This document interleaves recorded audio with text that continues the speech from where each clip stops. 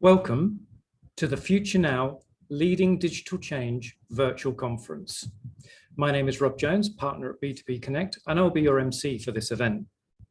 Now, construction is frequently cited as one of the world's least digitalized industries. It's often described as an industry ripe for change.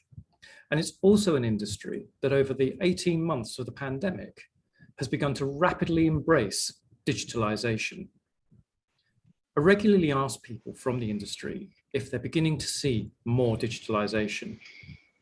In the early days of the pandemic, a typical comment would be that change was needed, but that the investment would not be forthcoming, particularly with so much doubt. As more companies turn to low-level digitalization, like Teams, Zoom, and some of the collaboration tools offered by the likes of Google and Microsoft, we saw attitudes begin to shift. But what was interesting was often people would make comments about how the CEO, board, or senior directors were also now using these tools. Or the people who had in the past been the areas of resistance also embracing them. Change was happening. Over the past 18 months, I've also noticed a change in the words being used by people in the industry. They no longer talk about if digitalization will happen. Now it's more about how and when. I did a series of interviews recently with a number of construction leaders who are all pushing different areas of digitalization.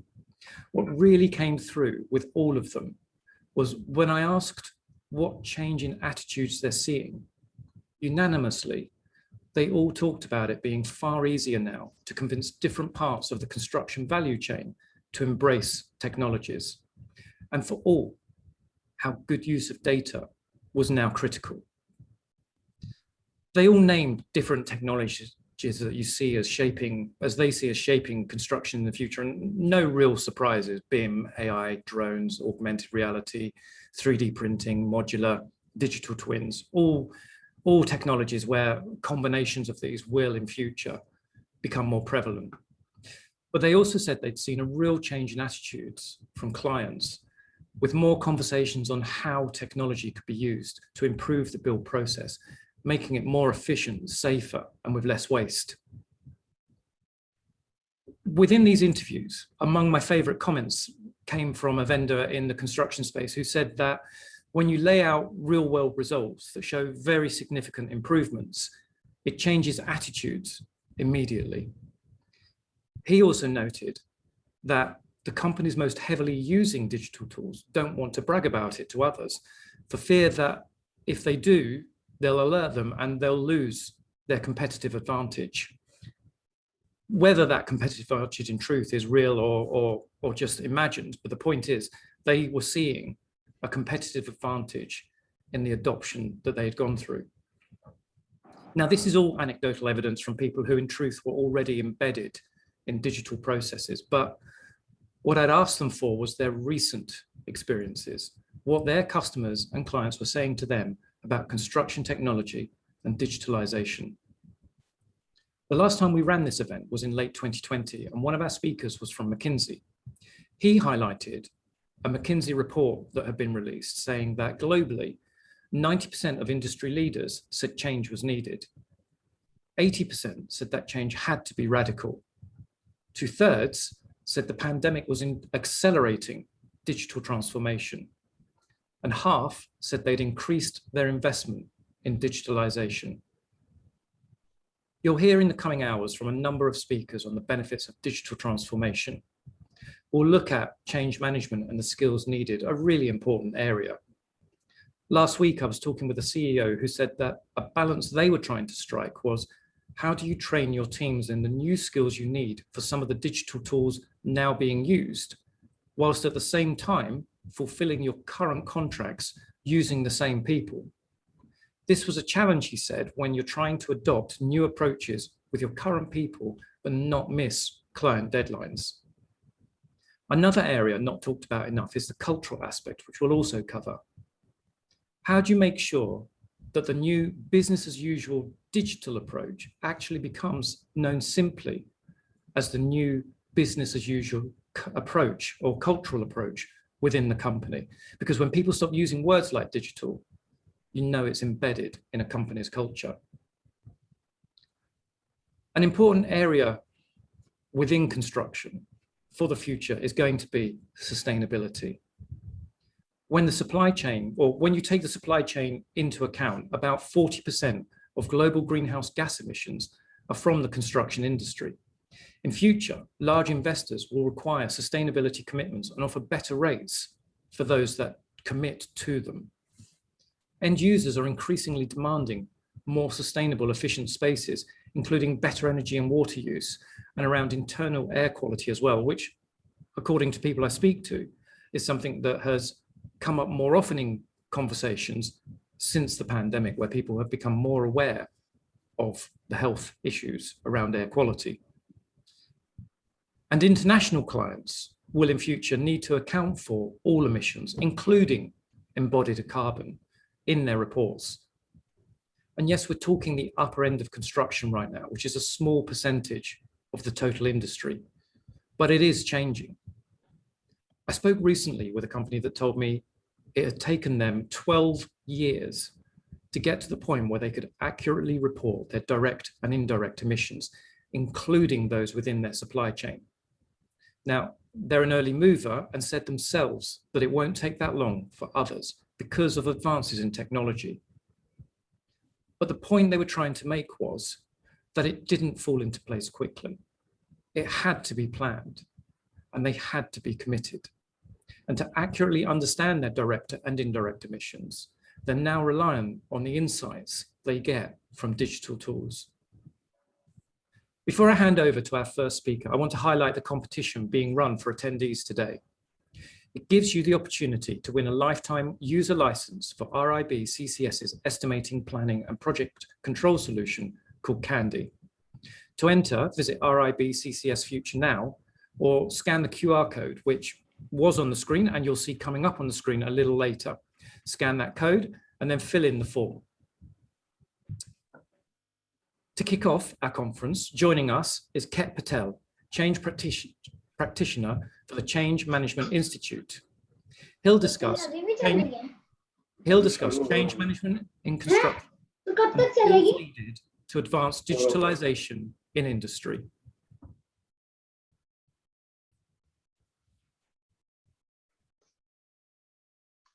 Robert, thank you so much for that warm welcome. And, you know, it's really inspiring listening to you talk about the changes that have been kind of seen throughout the last 18 months, the wake-up call. I want to welcome everyone to this morning's talk by myself, entitled Self-Disrupt or Self-Destruct. It's a 20-minute talk to look at what does it take to motivate and drive change. And I think Robert's already covered some of the key observations that people have started to wake up to. And I want to start by asking a simple question. That simple question is about, why do we get into business in the first place? In my mind, any business is trying to make itself sustainable. And of course, the common association of sustainability right now is that of an environmental terms, but perhaps we need to think back to the basics of why we have a business in the first place. Sustainability to me of an organization is about trying to ensure that your income is always continuing to exceed your costs. This is a delicate balancing act. You have many operations and many processes that drive these two figures over the course of your organization. But there's one thing consistently that keeps these two things on average apart so that your business remains sustainable and viable. And that, for me and my experience, is change. In many forms that it comes, it's the entire way organizations evolve. And it's what I want to talk to you about today. I've already talked about, sorry, skipped on one too many.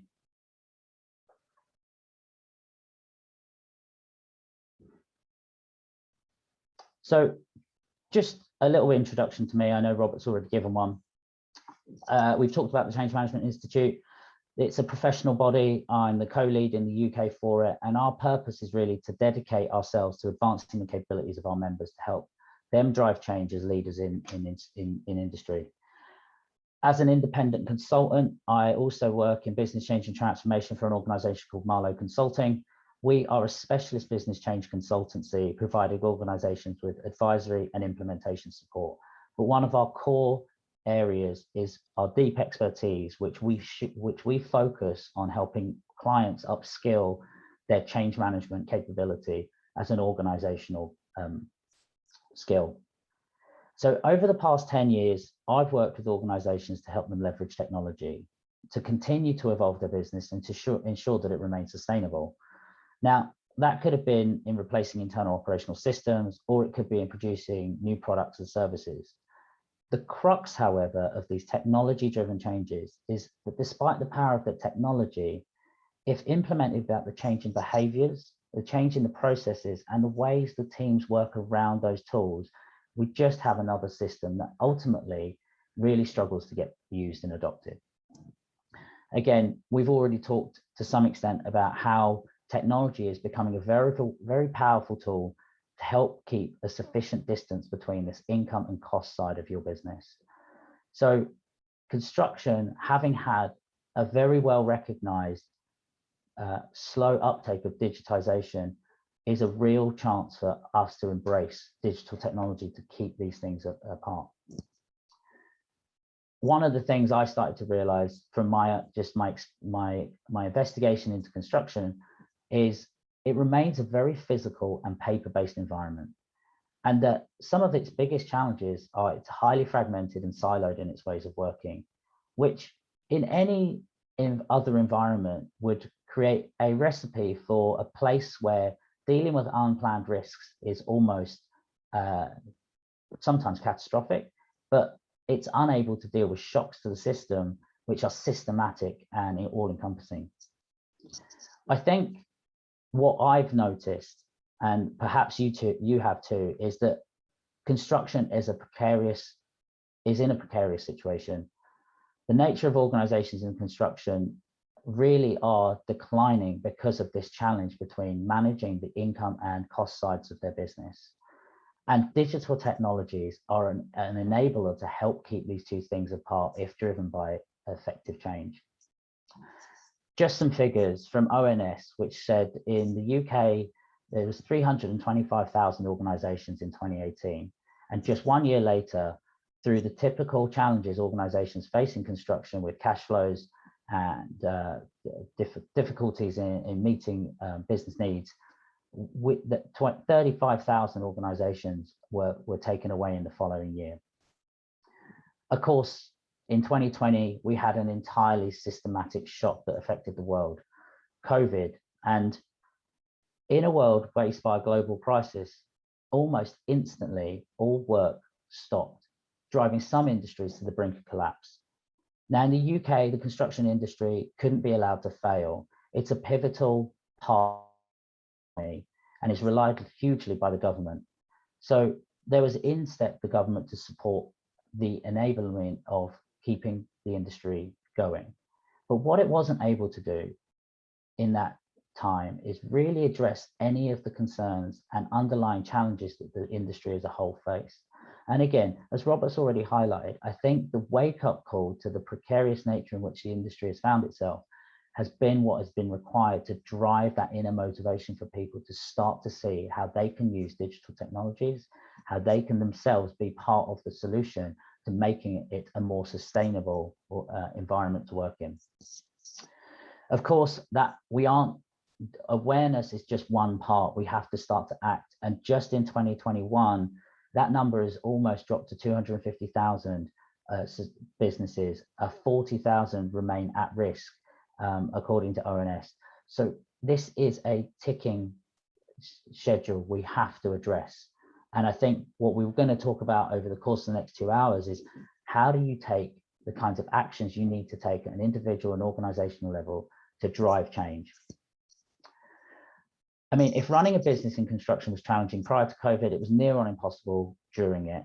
So while other industries dabbled with trying to create, their digital versions of their physical selves, the construction trade essentially had to look at what else could be done. They were slightly further behind the curve, and now is the time to be a catalyst in your industry. So I think one lesson we all must take is that at the center of designing a stronger and more resilient profession, it is leveraging technology. It has never been about saving money. It has been about remaining sustainable and being able to weather oncoming storms, which you can't control.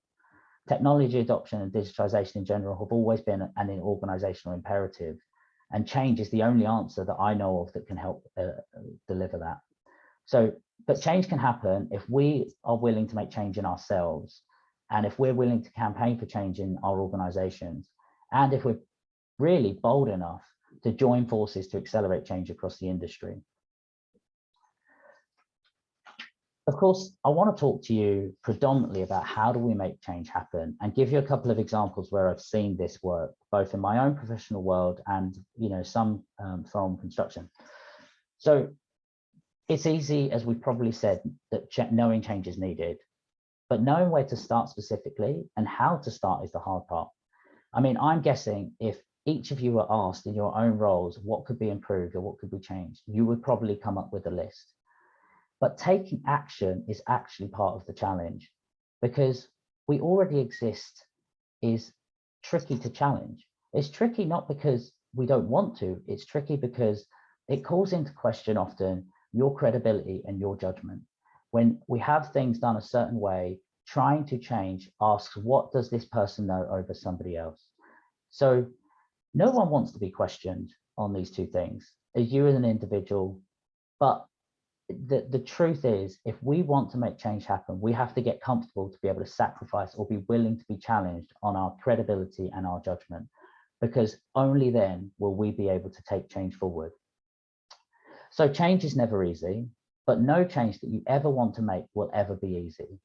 And what I want to tell you is that I think, like any change that you come across, requires three things, and it needs to be done persistently. So that first one is motivation. I'm going to ask you, if you're thinking about making a change, do you really want to see that change take place? I mean, are you committed, both mentally and physically, to step through the highs and lows that will come with making that change? Because that's what is required. The second thing, of course, is capacity. Are you able to create the time and space for you to focus on the actions that will make the change come to life? And are you willing to stop doing things to create that space, or perhaps know and accept that certain things won't get done if you're to make the change? Again, I go back to Robert's earlier point. That is a real challenge for operational teams, that where do they find the extra capacity to make changes happen? The reality is no one is going to give any one of you extra time. It's about finding the motivation to spend that time and put things that you have to do today at risk. Now, just because we put it at risk, it doesn't mean we don't mitigate it. So capacity is about being able to mitigate some of the challenges we face and what risks we might introduce by having to make change. The last thing, and I think one of the most important things, is change is a team effort. It starts with you, but the way it carries on is through support. And I'm going to ask you, if you're going to make a change, do you have the support around you to energize you when your challenges materialize? Because when your determination is challenged and your motivation starts to wane, it is the support around you that will keep you focused. So this is classically like the fire triangle many of us would have been taught in school, right? If you take any one of these three things out, then change will fail to be persisted. And I think this is an important part. I have seen this, whether it is personal change or organizational change or even societal change. These three things have to be present persistently, and they have to start with you, and they have to start with everyone that you around you that supports you. I want to give you a short story about my experience in delivering change within my own profession, which you might consider to be change ready. So before I became business change consultant, I had to try for years to convince my organization that projects need to be delivered in a different way. Like many organizations I worked with, the company I worked with treated projects as something that was handed over to operational teams and waited, and that they would wait for benefits and return on investment to be realized.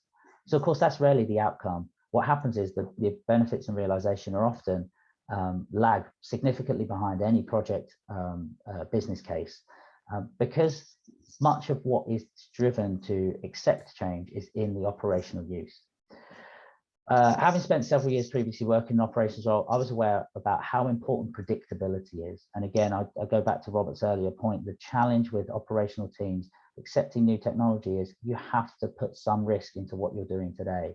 And that is not something operational people would want to do. So having had this experience where I've had things thrown at me from an operations role with a high expectation to accept, and I also a high expectation to main operational delivery, I knew that those two things were going to become challenged. So in operations, I don't like uncontrolled risk, and I certainly don't like ones that are that I've had no say in or contributed to in how it would work in practice. So I eventually moved into project management within technology delivery, and I realized an opportunity existed to try and change the way things were done. But I didn't want to undermine what people were doing already. Project managers and project leaders weren't doing something because they felt it wasn't necessary. They were doing what they believed was the right thing to be doing. So I wanted to understand why this acceptance of change management into projects and readiness of businesses was such a difficult thing to do. And what I soon realized after talking to colleagues was that the key activities I believed, like training communications that would ready a business, were seen as nice to have by everybody. They weren't seen as critical. So as part of project plans, we would create them. What would happen, however, is that as the pressure to deliver materialized as the project moved on, what we found is those things that were considered to be less important would drop off. And of course, what wasn't being seen is the knock-on effect of being able to ready the business and also to realize the benefits and the return on investment from these investments. There was no connection to success of the project by dropping these activities. So one thing I realized was that with this in mind, I knew if change was going to happen within my role, it was going to happen by starting with me. If I started with every project that I was to lead, and I was entrenched in every action I took to protect and support the needs of the people I was trying to help change, then I had a chance to try and change the way we delivered projects. So very short example, but the reality was that in my specific projects in that organization, I started to get positive feedback from those we were impacting.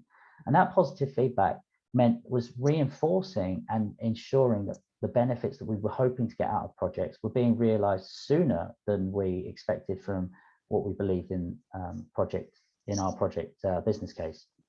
So the one thing I will say is I can talk about it in 3 or 4 minutes as to what happened, but the reality is this happened over 18 months.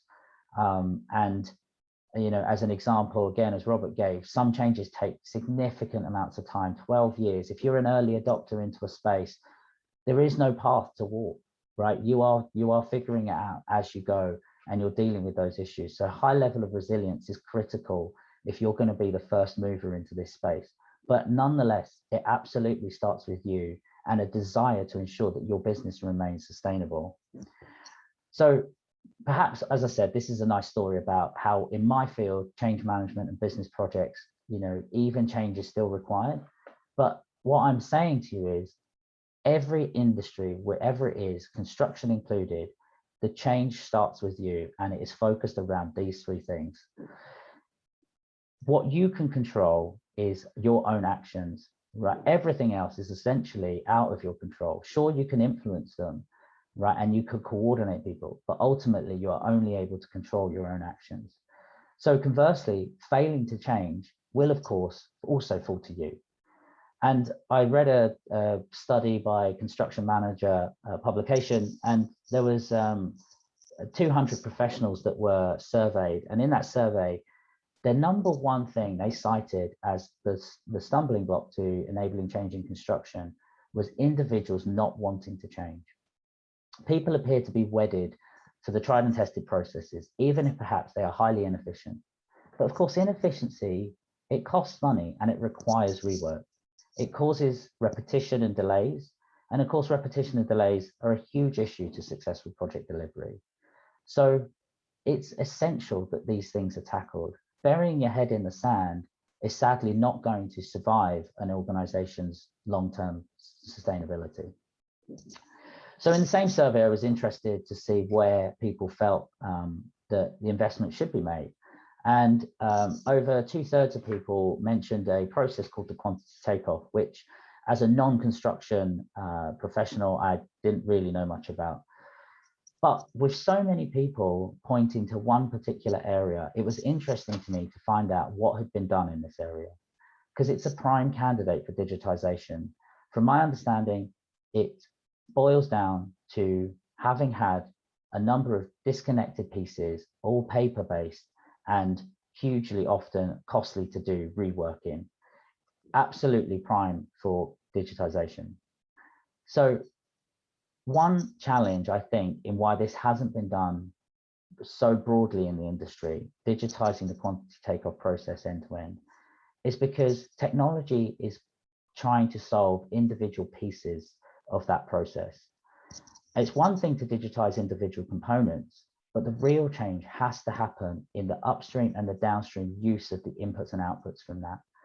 So as my discussions with Andrew and other execs tend to yield, the software is just the start of the change. It's an enabler. It creates the potential for change to take place, to move from analog to digital, to move from paper-based to paperless. But what technology change requires is an unrelenting persistence to bring people together around a problem and doggedly uncover all the potential blockers and tackle each one by one. So the quantity takeoff is just one example of low productivity work as deemed by this report. And it's not because people aren't working hard. It's actually that they're working so hard, but they aren't working smart. And smart is to understand the sources of repetition and waste in a process and to remove as much of it as possible whilst retaining that quality. I think a common misconception is about how technology is used is sort of characterized by this. Technology is not there to make things more efficient. That just happens to be a byproduct. Technology is there to make things more productive.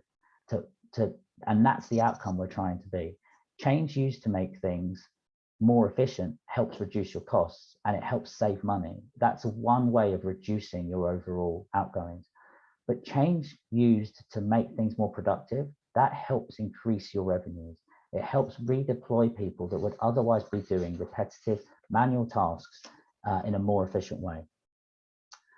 So I was quite interested to see if anyone had tried to look at the end-to-end process, and I was surprised to find a very well-known public project, HS2, had done some work in this area. Now, I'm by no means an industry expert, so forgive me for my sort of shortcomings in the details behind this. But what really struck me was that looking at a process end-to-end, right, and using technology and the people that are upstream and downstream of that process as a collective group is the way change will happen in construction. This isn't a single person effort. It starts with you, but it has to look at the supply chain and it has to have someone driving that. So in this example, SCS, the joint venture team responsible for the Euston Tunnel section, knew that one of their biggest challenges was just project costs. And that if they could make some savings, they would, that would be ultimately a success story for the project.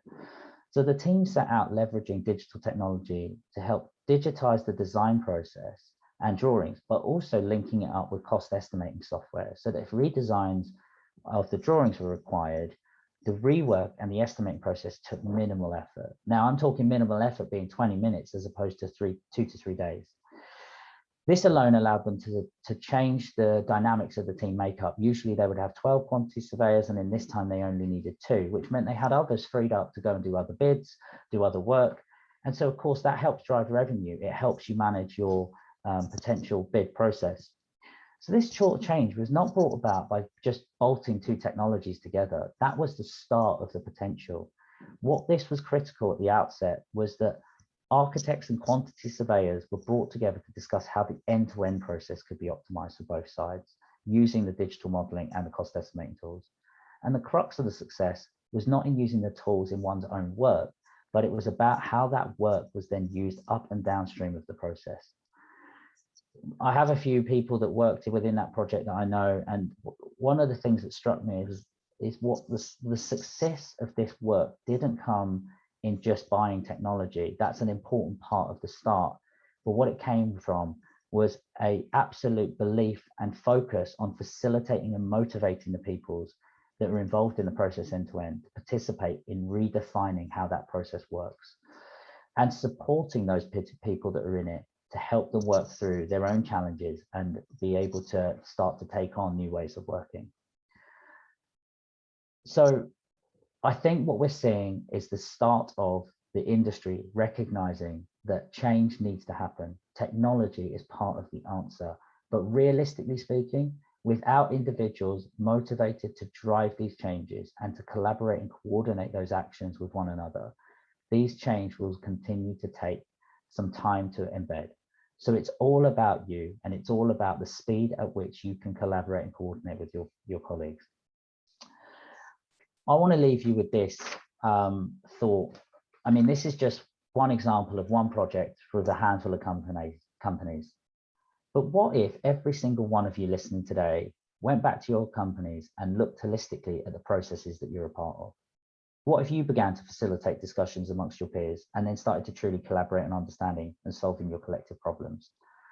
I think what you'd find is you'd start to get local optimization, small but meaningful changes, which would help to drive your costs down. That's great. That helps maintain a viable business. But what if you started to work across your organization to combine and coordinate local optimizations to help drive wider change? Not only would you get the opportunity to save human resource and redeploy it, I think what you'd start to do is you'd start to say that you could redeploy that time into innovation and productivity. And that is where you drive big change or organizational change. Don't fall into the trap of optimization, saving the figure, saving the number. You know, that is a common mistake with technology, is to reduce headcount. It's not, that is efficiency. Productivity is about taking the same headcount you have and redeploying it, and it's a critical element. But again, ultimately, it starts with individuals with motivation to drive change within their business. So the one thing I will leave you with is that no industry, not even change management, will escape change. And consider that every industry, from farming to fashion and engineering to entertainment, has failed to escape the unrelenting persistence of change. I want to ask you, do you think construction is able to escape the need for change? However you look at it, change is inevitable. So I ask you this question, which is, would you rather work with it and shape it and define it and be on the inside, or would you fight against it, ignore it and ridicule it? I think if change starts with you, you know which path to choose. And the reality is you do have the power to take your company, your colleagues and your professional peers on a journey. And it won't happen overnight, but it will take persistence and perseverance. But there are only two paths that lay ahead of you. One, a path of self-destruction where you allow these two lines to come closer and closer together, or a path of self-disruption and prosperity where you use your time and effort to drive out inefficiencies in your organization, redeploy that time and drive it innovation and productivity. Our question to you is, which one will you take? Thank you for listening. Thank you very much, Ket, for that introduction and highlighting some of the challenges and risks really around the starting that digital transformation journey. Now, when a company begins a transformation process, that introduces significant change. It's critical to get buy-in. If not, it can result in an unsuccessful transformation. Discussing why the 5 pillars for successful digital transformation are essential. Joining us now is Andrew Scudder, Chief Executive Officer of RIB CCS.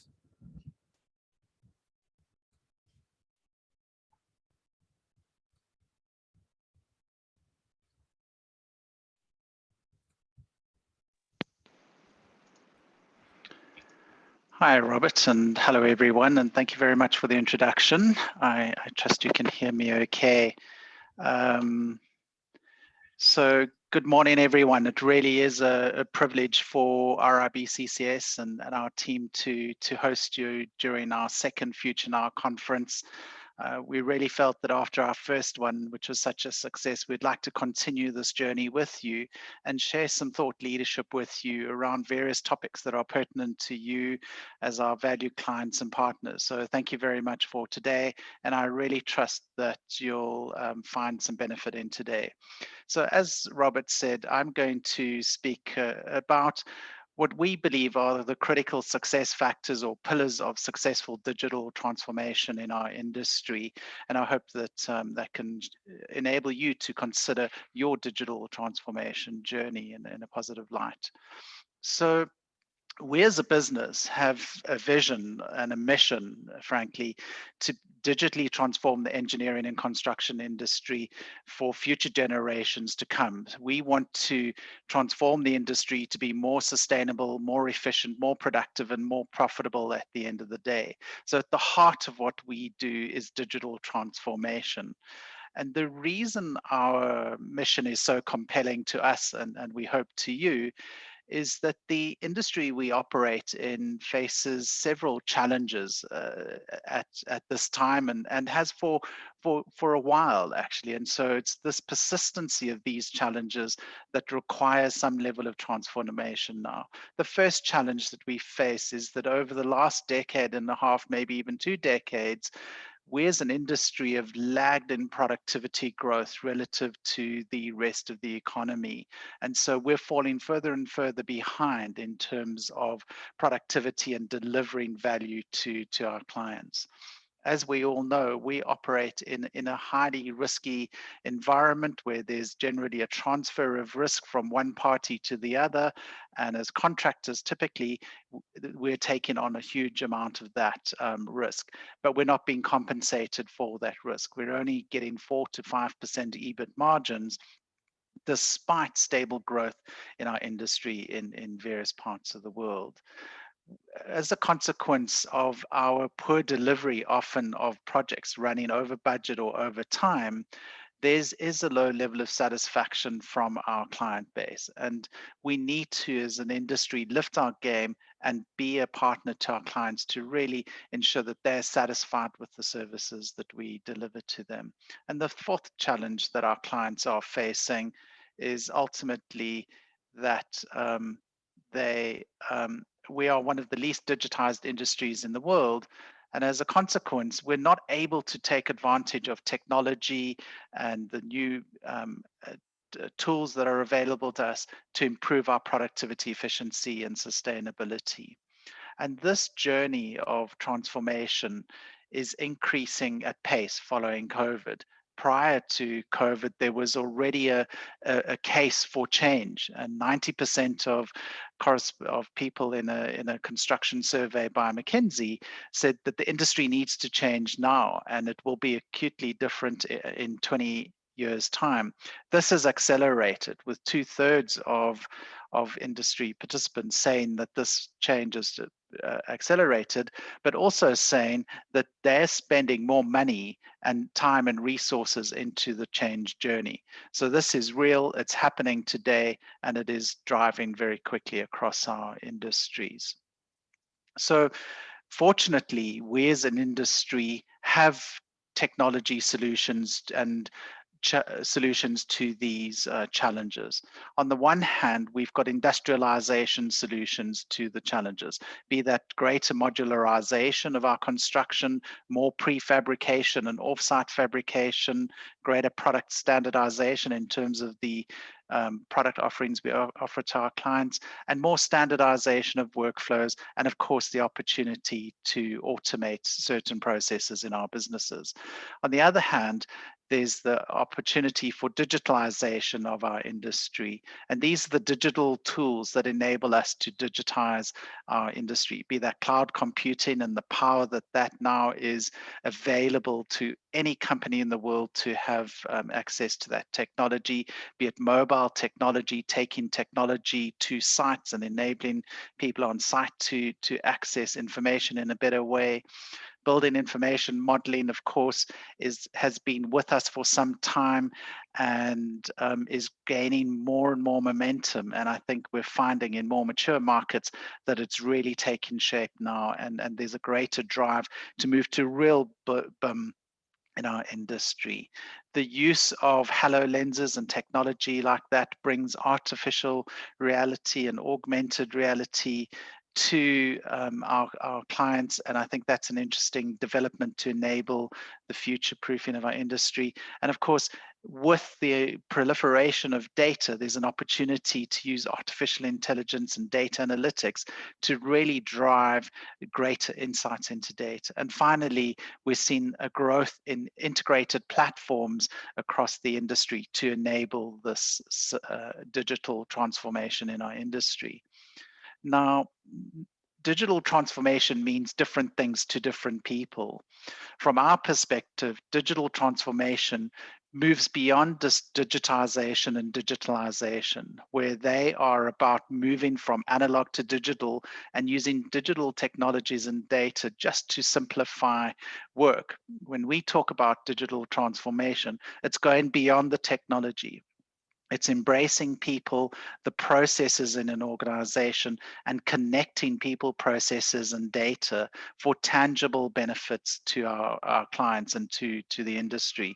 And what we're looking for from digital transformation is a more productive, more efficient, more sustainable, and a more collaborative industry on the back of digital transformation. And it's this journey that we would like to take our clients through with our technology platforms and through our change management processes. So when we look at digital transformation, we believe that there are 5 key success factors or pillars of digital transformation. First being senior management digital leadership, having a clear digital roadmap, sustainable training systems, going enterprise versus projects, and finally having an inclusive process when one drives digital change. So at the start, what's critical for us and for you as organizations is to have senior management leading digital change. The reason that this is important is because senior management and C-level organizations are the drivers of change. They can set a clear vision around the new ways of thinking, working, and technology to be adopted. They also have the means to enable technology transformation or any transformation journey, be that allocating people, resources, and budget to the process. So it's critical to have senior leadership leading the charge in terms of a new way of thinking, a new way of working, a new technology in a business. The second pillar for us is having a clear digital roadmap. And one of my previous bosses and former CEO of Marion Roberts, Brian Bruce, always used to use the mantra, your destination is your point of departure.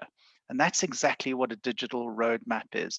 It's about defining where you are today in terms of your digital journey, articulating where you want to be in the future. What does that digital application landscape look like into the future? How is a digital transformation going to benefit you as an organization, and what are the results you're going to expect from this? And of course, when we look at the results that you expect from this, we've got to look at both the tangible benefits in terms of improved productivity, improved profitability, but we also need to look at the intangible benefits around positioning oneself as a thought leader in the industry, as a transformed organization to your clients, as a leader in your industry. So there are many benefits to that. But we also need to understand, as part of our digital roadmap, is how are we going to implement this change? Are we going to take a big bang approach, or are we going to take an incremental approach across our organization? And all of these factors are driven by your organization, about the culture of your organization, the change readiness of your organization. And then, of course, with any good change management program and digital roadmap, it's how will you measure the impact? And it's critical to define what are those key KPIs that you're going to measure, and you can monitor delivery over time. So it's really important for an organization to develop a digital roadmap. And you're not alone in doing that. We, as your software vendors, are there to help you in this journey and help you build your digital roadmap. And this core part of the services that we offer over and above just the technology that we provide. The third pillar of successful change management is embedding a sustainable training system in your organization.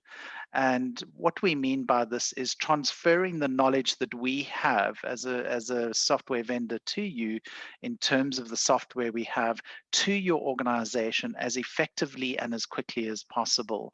And we do this through what we call a key user approach, where we train key super users in your organization on the capabilities and running your software solution. The reason why we like to train your key users and step back from your organization is that embeds the change in your organization. It creates centers of excellence in your own organization where you don't have to rely on us or other consulting type of capability to run your systems. It becomes embedded in your organization. The second reason that it's important that your people train your organization is that they are better understand your organization, the culture of your organization, the challenges that you're facing. So they'll be better able to manage that change process, articulate the change better in your organization. And we believe that this creates a more sustainable implementation of technology. And what it also does is nurture a digital culture in your organization, because your own leadership team, your own key users are talking a digital language every day, looking to digitalize your business, looking to digitally transform your business. The fourth pillar of successful change management from our perspective is to go enterprise instead of products. Many software solutions that you'll find in the world today either deal with a specific job issue, for example, quantity takeoff, or a project issue, for example, document control across a project. And these are important and useful in terms of digitizing your business. But we believe that in order to get to a step change in the performance of your organization is to go for enterprise level digitization.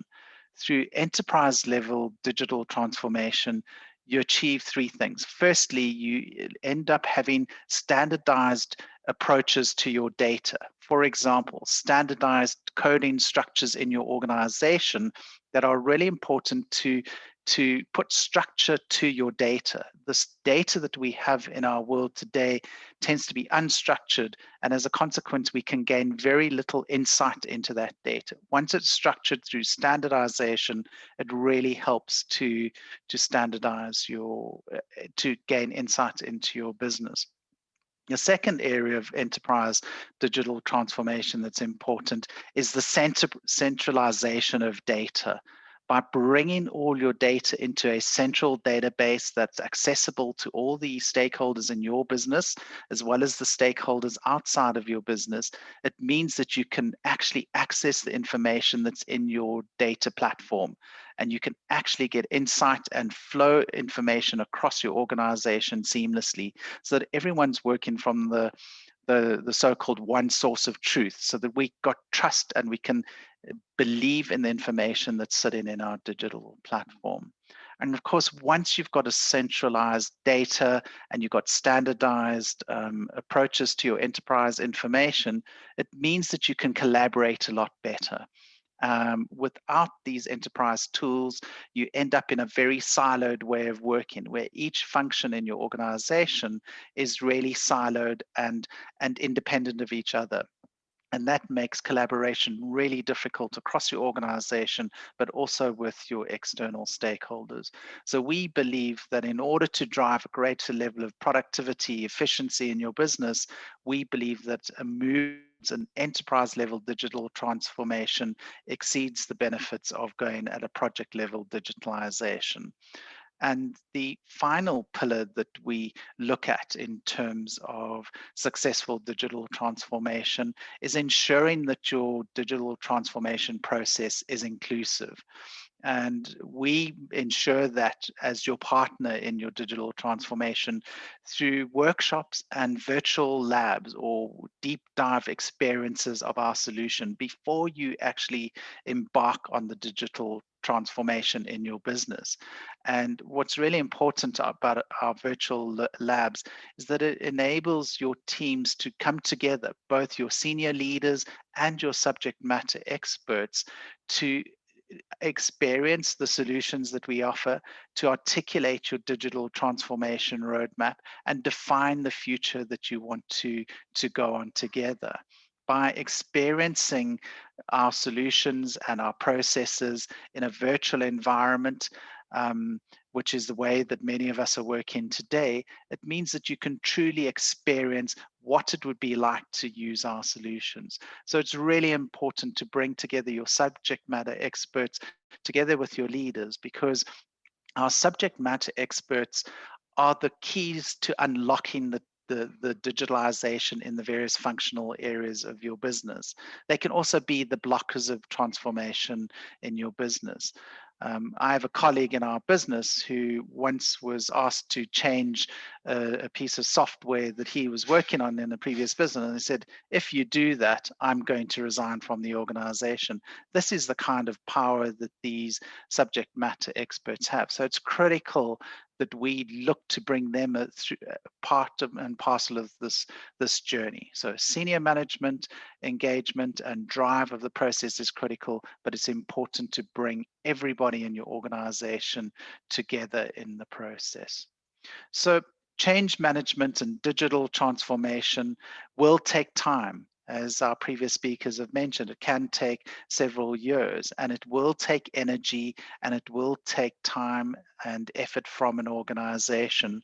But we believe that the benefits of digital transformation outweigh that effort. And we believe if digital transformation is done well, i.e. connecting your people, your processes, and your data together, you as a project-based organization will be able to manage all your projects end-to-end in one environment, in a connected environment.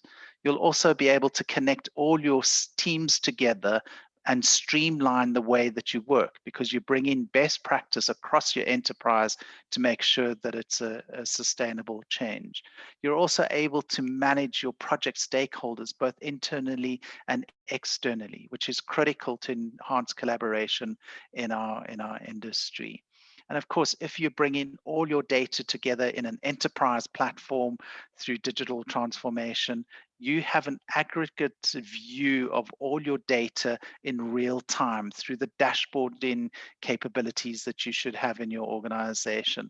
And this is really important because you can make data-driven decisions around real facts of where our projects are in terms of budget, time, quality, safety, or other metrics that you're measuring on your project to make real-time decisions.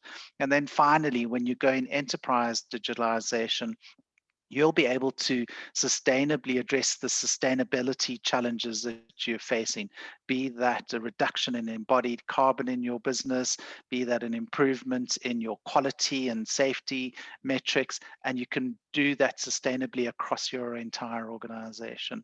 And we believe if you bring in all of these things together, you're going to be able to save yourself time, reduce your costs, ultimately minimize the risk for your business, and create a far more sustainable, productive, collaborative, and efficient organization for your organization.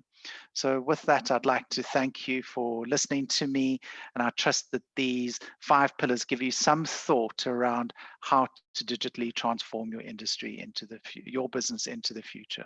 And again, thank you very much for your time today.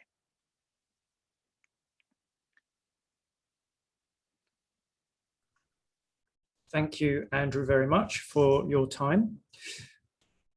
An important aspect of a digital transformation that can be forgotten is culture. A truly successful digital transformation needs to move beyond the technology to become cultural. But where to start can be tricky. And I think Andrew has really highlighted that in his presentation. Leading the digital culture change is Lindsay Agnes, CEO of the Change Corp. Lindsay, over to you. Thank you so much, Robert. And Lovely to be here this morning. So as Robert said, my name's Lindsay Agnes. I've been working in the field of people change for well over 20 years now, particularly specialising in change management, behavioural and culture change. Started my career working as a consultant at PricewaterhouseCoopers and now as an entrepreneur running my own business. And I really want to focus on three things today with you. First of all, I want to have a look at why is it so tough for people to make that change. I mean, the earlier speakers have given us some examples of what, when people have really been very resistant. Why is that? So I want to share some ideas, particularly from neuroscience, with you about why that happens. I want to share with you some research that we did in terms of what are the values and behaviours that really drive digital culture change. And then finally, I want to have a look at how. So how do you engage people? How do you get them on your bus? And really have a look at some of these softer components that were mentioned earlier on. So let's get started. So we are in the midst of a digital wave. And in fact, the pandemic has really accelerated the opportunity here for people and for organisations. And I was reading in the Times last weekend that the global construction industry is set to rise, to build by 5.2% in 2021.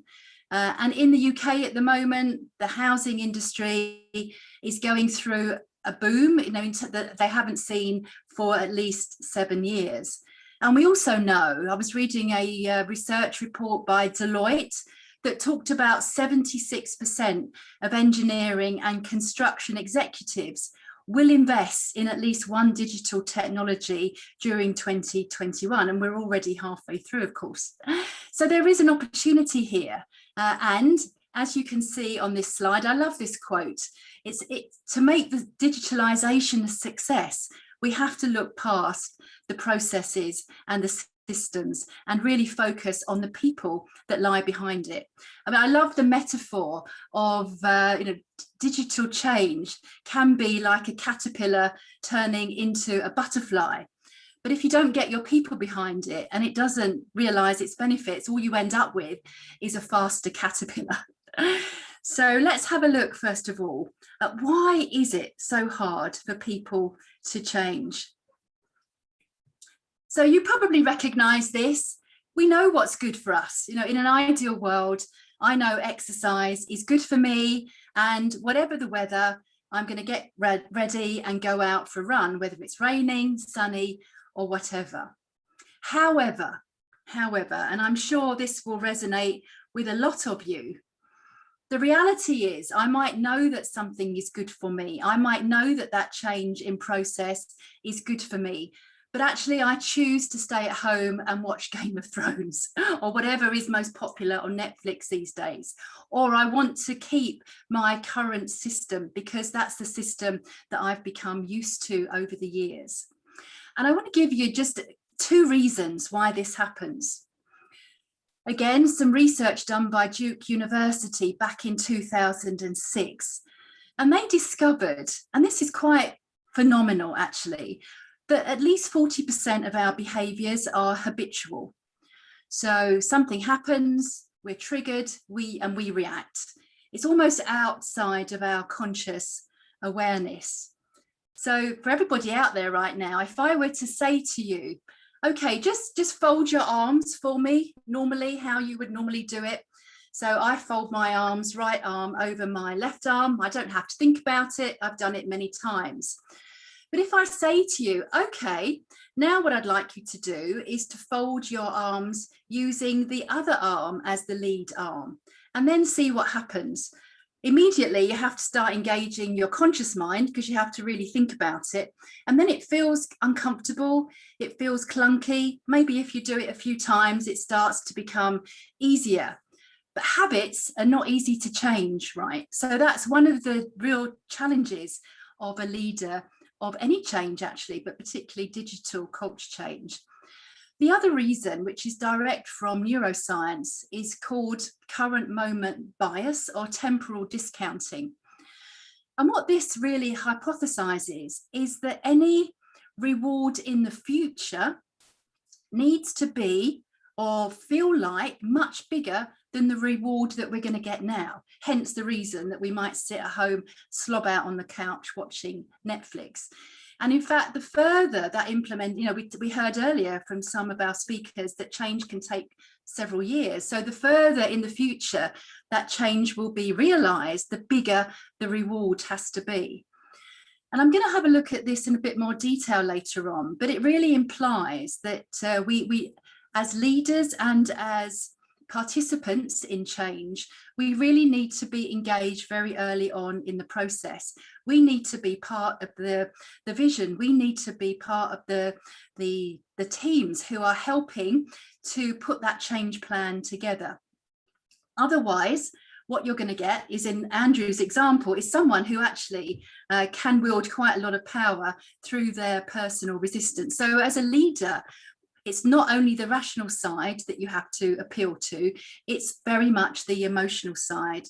And that, of course, is where the people side comes in. What I'd like to do now is to have a look at the values that we researched between 2019 and 2020, just before the pandemic, actually. We did a lot of research of what makes the difference in an organization who is gearing up for culture change, digital culture change. And I want to run through each of these 5 fairly quickly and give you some quite interesting examples from your industry and from some of the other kind of global companies that are out there at the moment. So the first one, obsess about customers. Now, we already heard earlier, I think it was Andrew, talked about the fact that currently there's very low customer satisfaction in your industry. Well, how are you going to change that? There was a study by Walker, which is connected to Harvard University, who predicted that personalization, ease, and speed would overtake price and product as the things that customers would be really looking for by about now, actually. And we do see that in our kind of shopping habits now and our buying habits. So customers are looking for organizations that are listening to them, can be much more flexible, and can deliver a higher quality product. Just one example, which I always think is quite an interesting one. So Zappos, they make shoes. They're now owned by Amazon, but Zappos put all of their staff, no matter what job they're in, through a 6-week boot camp to really teach them how to build relationships with their customers. And they do that before they ever start going on the screens and on the telephones. Zappos were also one of the first companies to implement a 365-day returns policy. And they also were one of the first companies to start overnight deliveries. Now, I know that's a different industry to yours, but it's really around how do you start thinking and creating and innovating in a way that puts your customer absolutely at the top of the value chain. So I'll leave you that to have a think about. And of course, all of these values are connected, as we will come to realize. The second one, foster collaboration. Now, this is a really interesting one for your industry in particular, that has tended to be brought up traditionally on quite adversarial relationships at times. This one is really around turning that on its head and saying there are great opportunities out there for those companies that are willing to work differently. And an example from your industry is in the UK, but Network Rail, the Crossrail Southeast project, which delivered late in 2017. That project was absolutely hailed as best practice collaborative working. And what was really interesting about that project is, rather than more traditional adversarial relationships, what they managed to build was a much more collaborative way of working, which resulted in improved outcomes, fewer costs, and much fewer time overruns. And really, that's quite interesting to me, listening to what Andrew was saying earlier on in his talk, that is one of the real challenges for your industry. So looking at the way that you operate with people that might have been your competitors in the past can bring you, a huge advantage. So being ethical and trustworthy. I mean, this one is coming up in the news very often. And it's not only in terms of the relationship with your external customers, it's also your relationship with your internal staff. But this one done properly is absolutely lies at the heart of value creation for your businesses for the future. So being ethical, it's about not necessarily just doing what's legal. It's about what's doing something that's morally right. And this is in the press currently with all the G7 leaders about to meet and really reviewing the role of the large digital animals out there, people like Amazon and Apple, who actually are not breaking any laws in the levels of tax that they pay, but is it ethical? And in terms of inside your business, really looking at what do you need to do to be trusted by your staff. Are you trusted by your staff? There were some interesting statistics came out about 6 months ago that only half of organisations' staff feel that their leaders are trustworthy. And this has become really important during the pandemic, particularly with things like well-being and mental health rising up the senior leadership agenda. So it lies at the heart of value creation. Where are you on this? So fourthly, and probably my favourite one actually, encouraging exploration and innovation. So this is really around encouraging people inside your businesses to take some risks, measured risks, of course. And when I was doing my research for this talk, I found this wonderful example. Balfour Beatty in 2019 set up My Contribution, which was a scheme that anybody could participate in at any level in the organisation. And the scheme was really around putting forward ideas for innovation, ideas for change. And what was really interesting was by the following February, so just prior to the pandemic, so February 2020, they'd come up with 4,000 ideas, which had saved 5,000 hours and had made £6 million worth of savings, and had also built an army of 350 change champions within that organisation. So change champions that could then really support any of those changes going forward. So I think that's a fabulous example. You might also have heard of the two pizza concept within Amazon. I mean, Amazon, highly innovative. And one of the things that Jeff Bezos put in place some time ago now was that he set up these very small teams. So in recognition that actually it's hard to be innovative if you've got, very large teams trying to come up with a new idea, but put a small team together and wow, what a difference that can make. And the two pizza idea came from the fact that the teams could never be bigger than the size of a team that would consume 2 pizzas in any one go. And that's you can read about that on the net, it's quite a nice concept. And then finally, this idea of developing a data-driven mindset, which really underpins the possibility of all of the others. You cannot empower your staff at the front line if you've got your customers at the top of the value chain, if they have not got the information available to them to be able to make those in the moment decisions. So data is really an enabler of change. As Andrew said earlier, it gives you one source of truth, and it really helps set up a higher level of efficiency and effectiveness in the organisation. But it does mean a big mindset shift, because it means moving from decisions being made at very senior levels of the organisation based on tenure and experience to moving to be made as a result of the evidence and the data that is out there. So when you look at these 5 values, you can look at how they start to link together.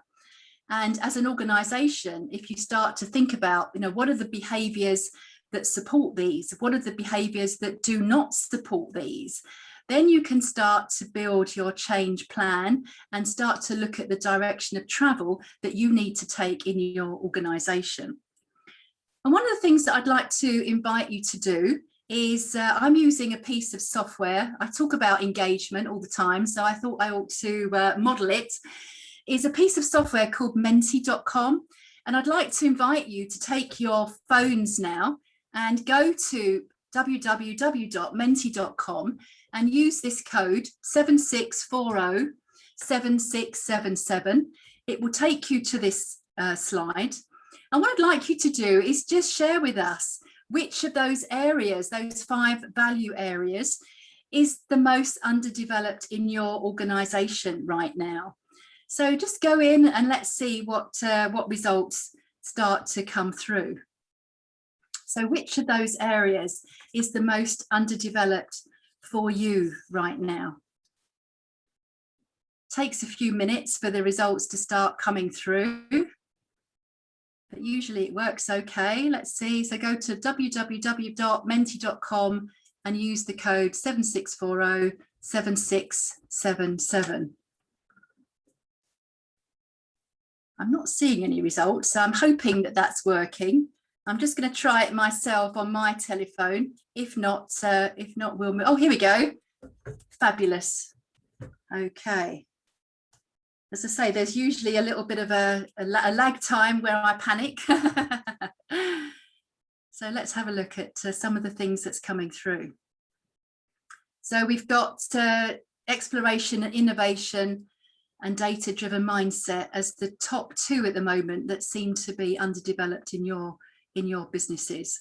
And fostering collaboration is coming through 3rd. Being ethical and trustworthy, less of an issue, that's good. And also maybe a bit of a contradiction there, obsessing about customers coming out pretty low as well. So fantastic. I'm just going to allow for a couple more to come through, and then we'll move on. And what we'll do, your results will continue to come through actually, and then I'll send a copy of this through to our organisers. Okay, so the positioning hasn't changed very much, but certainly it seems like data-driven mindset is the one that is the most underdeveloped in your companies. Fantastic. What I want to do now is to move into this area of how do you get people to change? So I talked about, actually it's quite difficult, because of the reasons we spoke about earlier. And this was some research done by Space Consulting Europe, and they found that there's still too little focus on engagement, buy-in and people development, i.e. training, and that leaders in organisations are still lacking the knowledge and insight to be able to do this efficiently and effectively. So in terms of those softer components, we have a way to go.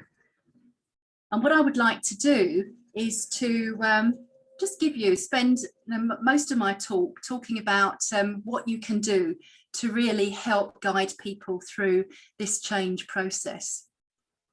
So we call this the transition curve at Change Corp. We adapted it from the Kubler-Ross change curve, if you've ever come across that. And the transition curve really looks at what happens when people go through, actually it's really any change, but particularly, if we're talking about digital technology changes. So what happens?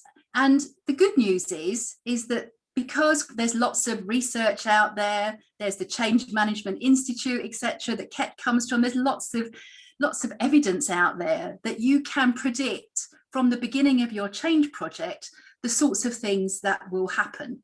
That's the good news. Doesn't make it any easier necessarily, but you can predict what will happen. So at the beginning of a project, we get what we call the endings phase. And when there's news of a shift, maybe there's an announcement that there's going to be a major new technology drive in the organization, new systems implemented. People can be quite shocked by it, particularly if they've worked in the same way for many years. Some people can get quite angry. There's usually a level of anxiety, uncertainty, because at that point they don't know what's happening, and perceived losses. And I want to talk a bit more about losses in a moment, actually, because they're often overlooked. Then we get what we call the exploration phase. And this is where there's kind of a lot of mixed feelings, actually. Some people are kind of still confused. Some more are now maybe getting a bit more resigned to what's going to happen. Some people feeling quite impatient, they want to get on with it. Some people feeling quite cynical about what's going on. And others, as I say, they want to get on, they want to innovate. They're your champions in the organisation that want to support you and want to help you get through to the new beginnings phase as quickly as possible. New beginnings, this is where we've got acceptance, we've had innovation, there's a willingness to change, and there's a high commitment and energy towards the change process. And one of the things two things that I like to talk about at this point, one is really important because I think it often gets forgotten, is often the leaders of change will be much further through the transition curve than their teams and their people. And that's obvious, isn't it, if you think about it, because they will have been involved in those early decisions, discussions, maybe for months, maybe even for years, beforehand. And so they're really anxious to get into new beginnings as quickly as possible. Whereas for a lot of the staff, they're very much still at the endings phase. And one of the challenges that we often work through with our clients is, how do you get your people through to new beginnings as quickly as possible, but also accepting that actually it takes a lot of engagement to get them through. So rather than the leaders getting frustrated because people aren't at new beginnings yet, it's very helpful for them to understand actually there's a lot of engagement and listening that needs to be done before you can start to pull them through. And of course, we heard earlier about the value of having a change management plan. Absolutely, 1,000,000% agree with that. I mean, a really effective change management plan will help manage the dip in productivity and performance that you will always get in any change project, but we want to keep that as shallow as possible. So what I want to do now is take a bit more of a deep dive into each of these areas and just have a look at some of the things that that you can do. I mean, generally people don't like change. And we understood some of the the neuroscience reasons for that earlier. What's really important though is to be clear as you can be in the beginning, what's in and what's out.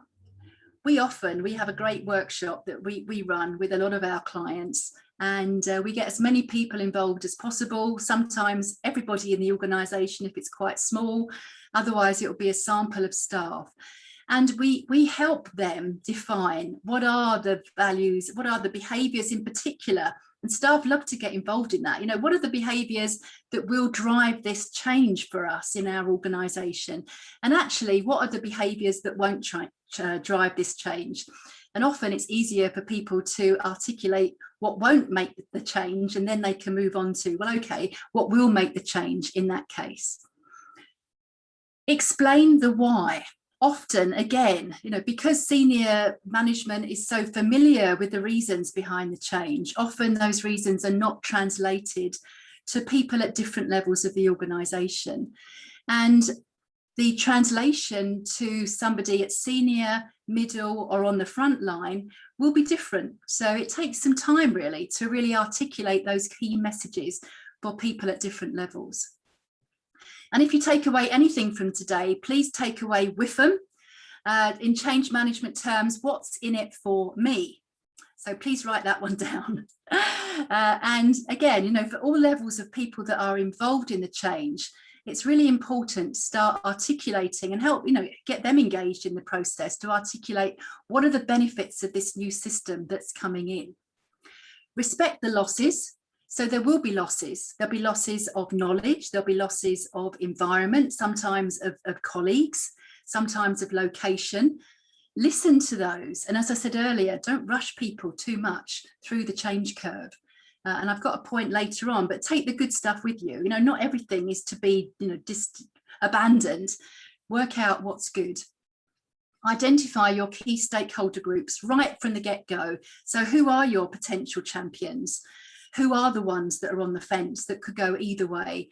Who are the potential resistors? because it's really important to have different strategies for working with those different groups.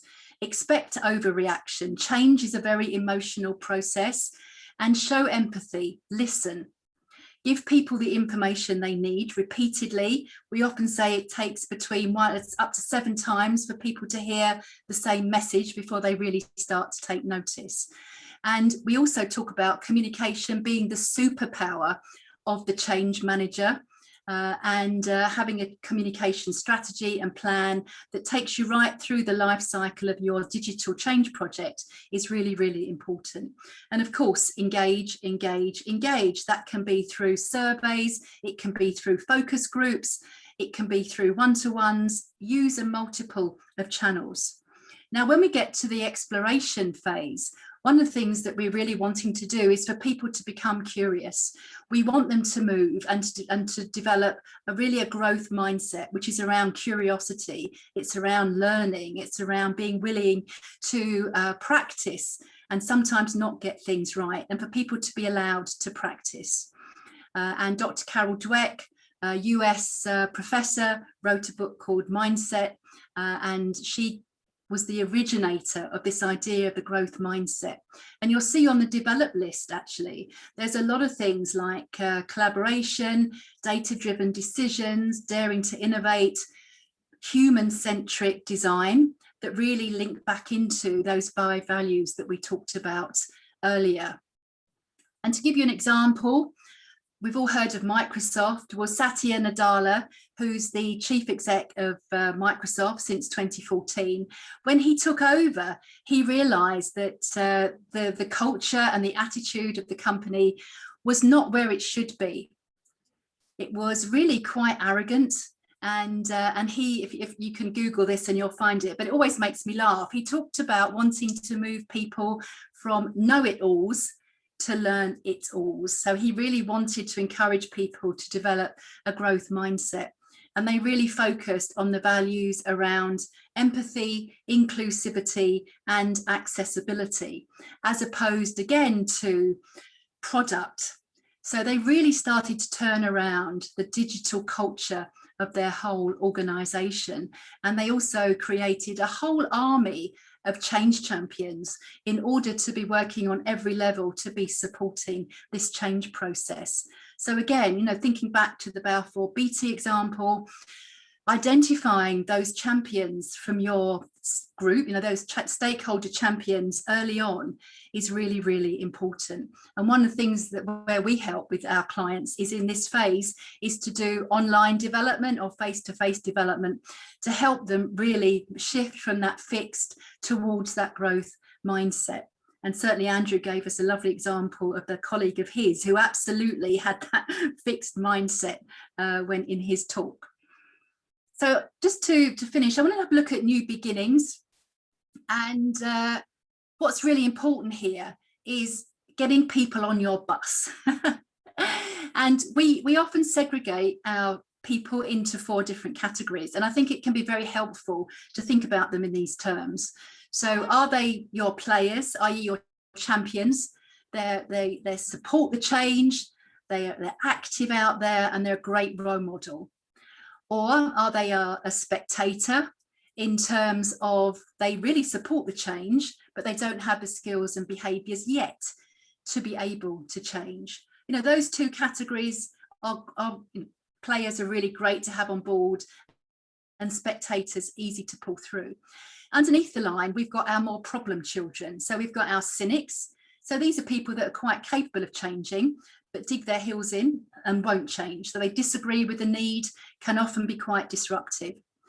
And the hardest group of all, we call our sleepers. These tend to be the people that come in, they get their salary, and they try and do as less as possible most of the time. But they haven't got the skills, and actually they don't want to change. And these can be a really tricky group to work with. But at this phase, at this stage, the new beginnings, you want to know who's on your bus. So these are some ideas in terms of how we work with our clients. So of course, the players, they are easy. They're your champions. Delegate, empower them, reward them, promote them. And of course, one of the things that you want to be doing when you're introducing your digital culture change is to make sure that those behaviours that you identified in that very early stage are aligned to your HR policies and procedures. So then it makes it much easier to reward and promote those people that are actively out there demonstrating those behaviours. The can'ts and wills, you can develop those, coach those, that's quite easy. Again, the ones below the line a bit more difficult. And I recognised in different companies have different regulations, different policies. The cans and won'ts, it's important to get out there and ask them why. Listen, negotiate, counsel, support. Eventually, you might need to remove them or at least move them into a role where they can make less impact. And the can'ts and won'ts, then really it is a question of being quite I suppose complying and telling them what needs to change, supporting them, of course, but monitoring that. And at the end of the day, if they're not playing, they're not getting on your bus, then thinking about what to do with those individuals. So that's a really quick romp through 3 areas. So why is it hard for people to change? What are some of the core values and behaviours that we see driving a digital culture change in particular? And then some ideas around how do you get people to change through endings, exploration and new beginnings. So a question to finish on, and it's always great to get some feedback from the audience. So what's one thing you will do differently following this particular talk? So let's hear some of those ideas. So we've got one there, communicate, fabulous. Remember, communication is the superpower of the change manager. Be more open. So a suggestion there about moving towards a more cool Lindsay, yeah, anytime. And seriously, find me, come and connect with me on LinkedIn, please. You know, you've got my name there. I'd love to engage with some of your questions. Engage. Yeah, improve communication, empowering team members. Absolutely. And that's where, as I say, the data comes into play as well, because you want to have, obviously, to be able to empower people at the front line, they need access to the right kind of information. Spend more time personally with the cynics. That's a great one. I mean, it's tough to do that, isn't it? And yet, hugely, you get a huge amount of information when you do that and drive the bus. Yeah. Hopefully, you will know where the bus is going. And we've got some more ideas around communication there. Yeah, fantastic. And I hope you've enjoyed using Mentimeter as well. And as I say, please keep adding your ideas. I will send them all through to the organisers of the change. So I think, just for me to say thank you for listening, and I really wish you a wonderful conference today. Thank you very much, Lindsay. And actually, very interesting to hear some of your comments there. I spoke recently with a few people trying to drive that change who gave very similar ideas, areas such as be open to change, be adaptable, make sure that you don't just stick to one place, start somewhere and adapt as you go along. And then somebody else who's gone through a very big digital transformation, actually, and he'd split them into 3 groups, not the 4 like you. But again, it was identifying your champions, identifying the people who would listen to the champions, and then the people who just weren't going to change come what may. Right, yeah. What to do about those. So very, very interesting. Thank you very much. Good, thank you. We move now. Say goodbye. Right, bye-bye. We move now into a comfort break. After the break will be 5 minutes. After the break, we'll have a presentation looking at digital change for efficiency and sustainability, a very big topic. So I'm looking forward to hearing that. See you in 5 minutes.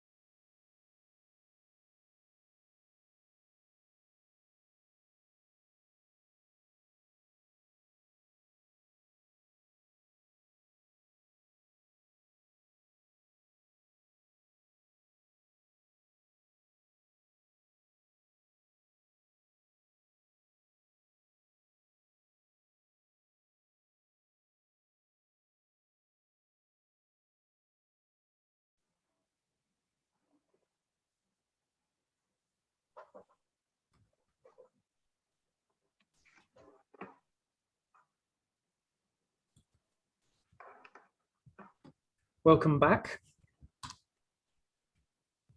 We now move to a session that I think is a subject that's going to become just so important in construction in the future, even if it's not completely there yet. But I do hear increasingly people recognizing how important sustainability is going to be for the industry in future. So demands around buildings are changing. Occupants increasingly want a space that's efficient to manage and run.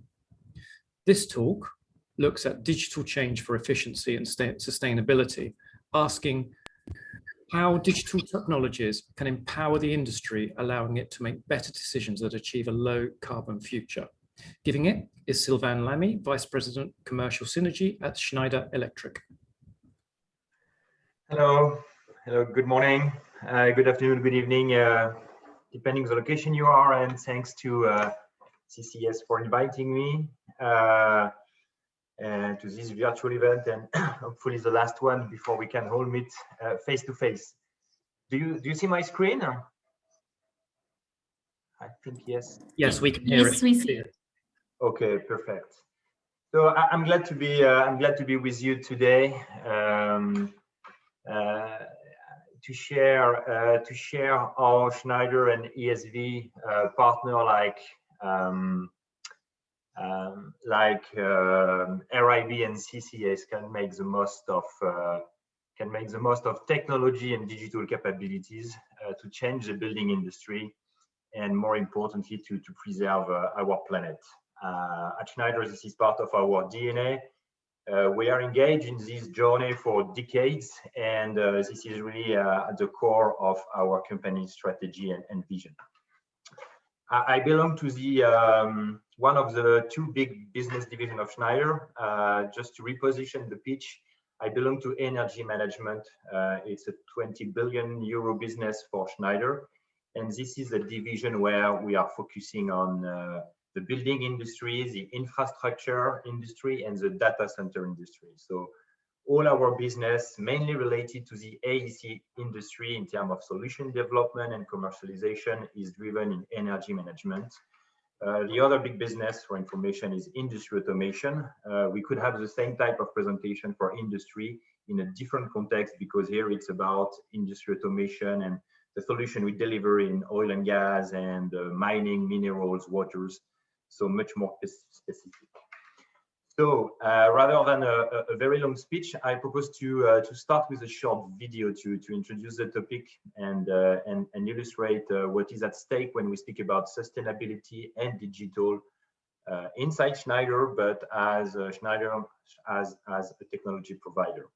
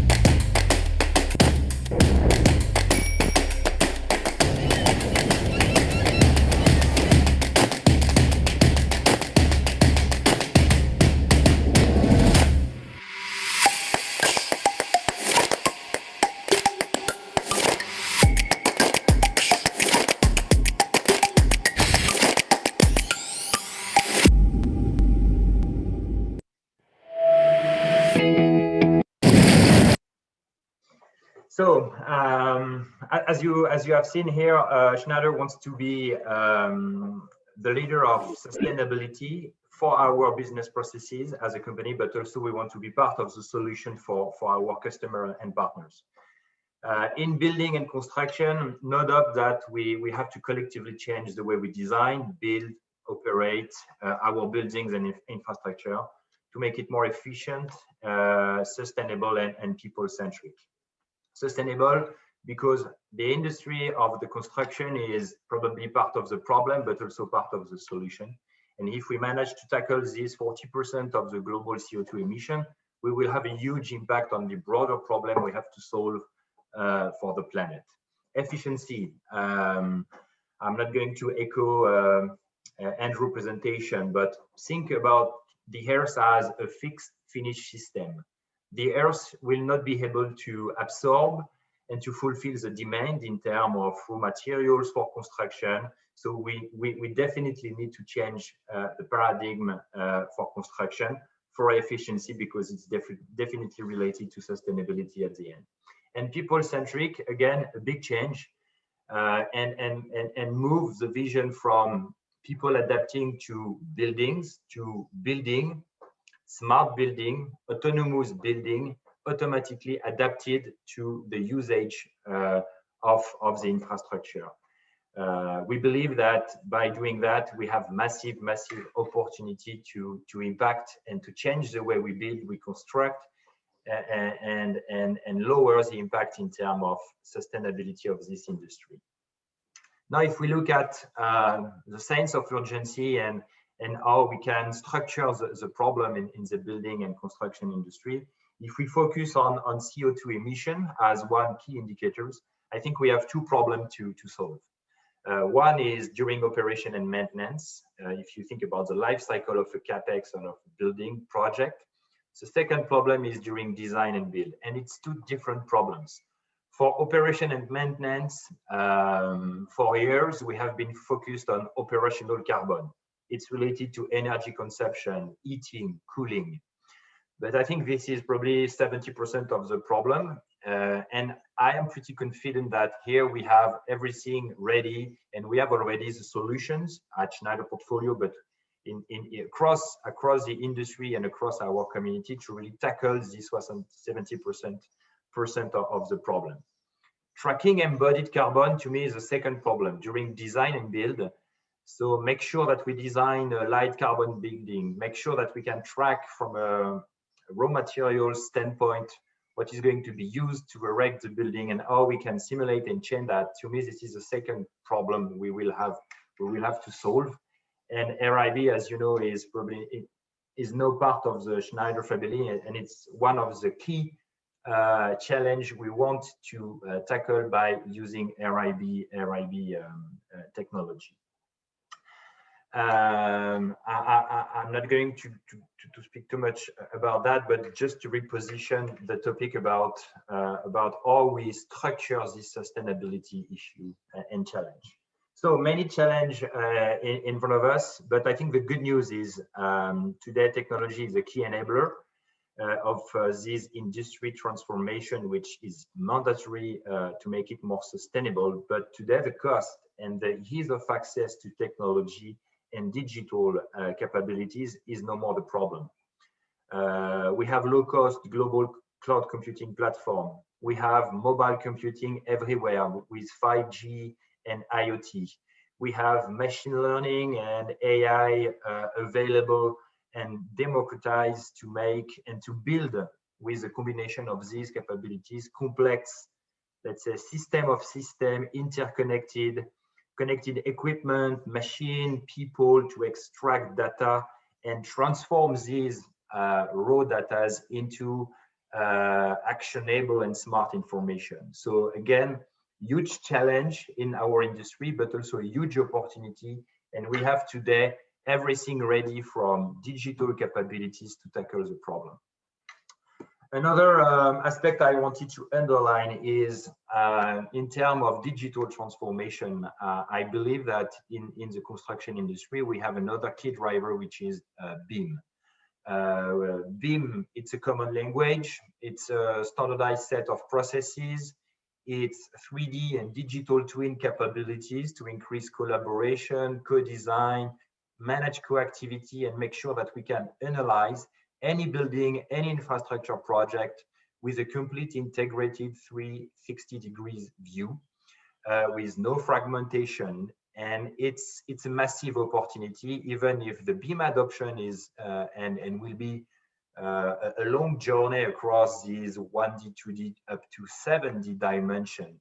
But I believe it's a massive opportunity we need to leverage now to accelerate usage of software and digital across the life cycle to contribute to big and massive carbon reduction in our industry.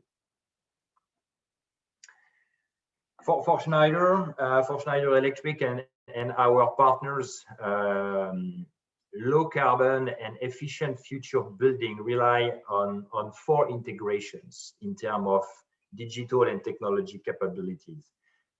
These 4 integration guides our technology and digital roadmap. Today, we will have no time to go through all these 4 pillars. And I will focus on the pillar number 2 and number 3. Number 2 is the change in terms of paradigm from endpoint measurement to cloud analysis. And the second big trends and big transformation, at least for the Schneider portfolio and strategy, is to cover the complete end-to-end life cycle from design to operate on maintenance for a building. I think Andrew already mentioned in his presentation the approach related to a company-wide transformation, which is pillar 4. And pillar number 1 is related to really our strategy to combine the best of energy management and automation in the same vision. So from a digital capabilities, one big integration is this vertical integration. This is what we call EcoStruxure. And to me, it's a very good example of combination of IoT, cloud computing, machine learning and AI, and software digital capabilities. Integration with hardware and equipment. This is the first layer at the bottom, but not only at Schneider level. So the idea is really to have an architecture, vertical integration to connect hardware and equipment, Schneider and non-Schneider. Connect this equipment with a layer of software for management, command and control. So in the building industry, it's a building management system, it's energy monitoring, deeply connected to equipment to manage locally at building level sustainability and efficiency.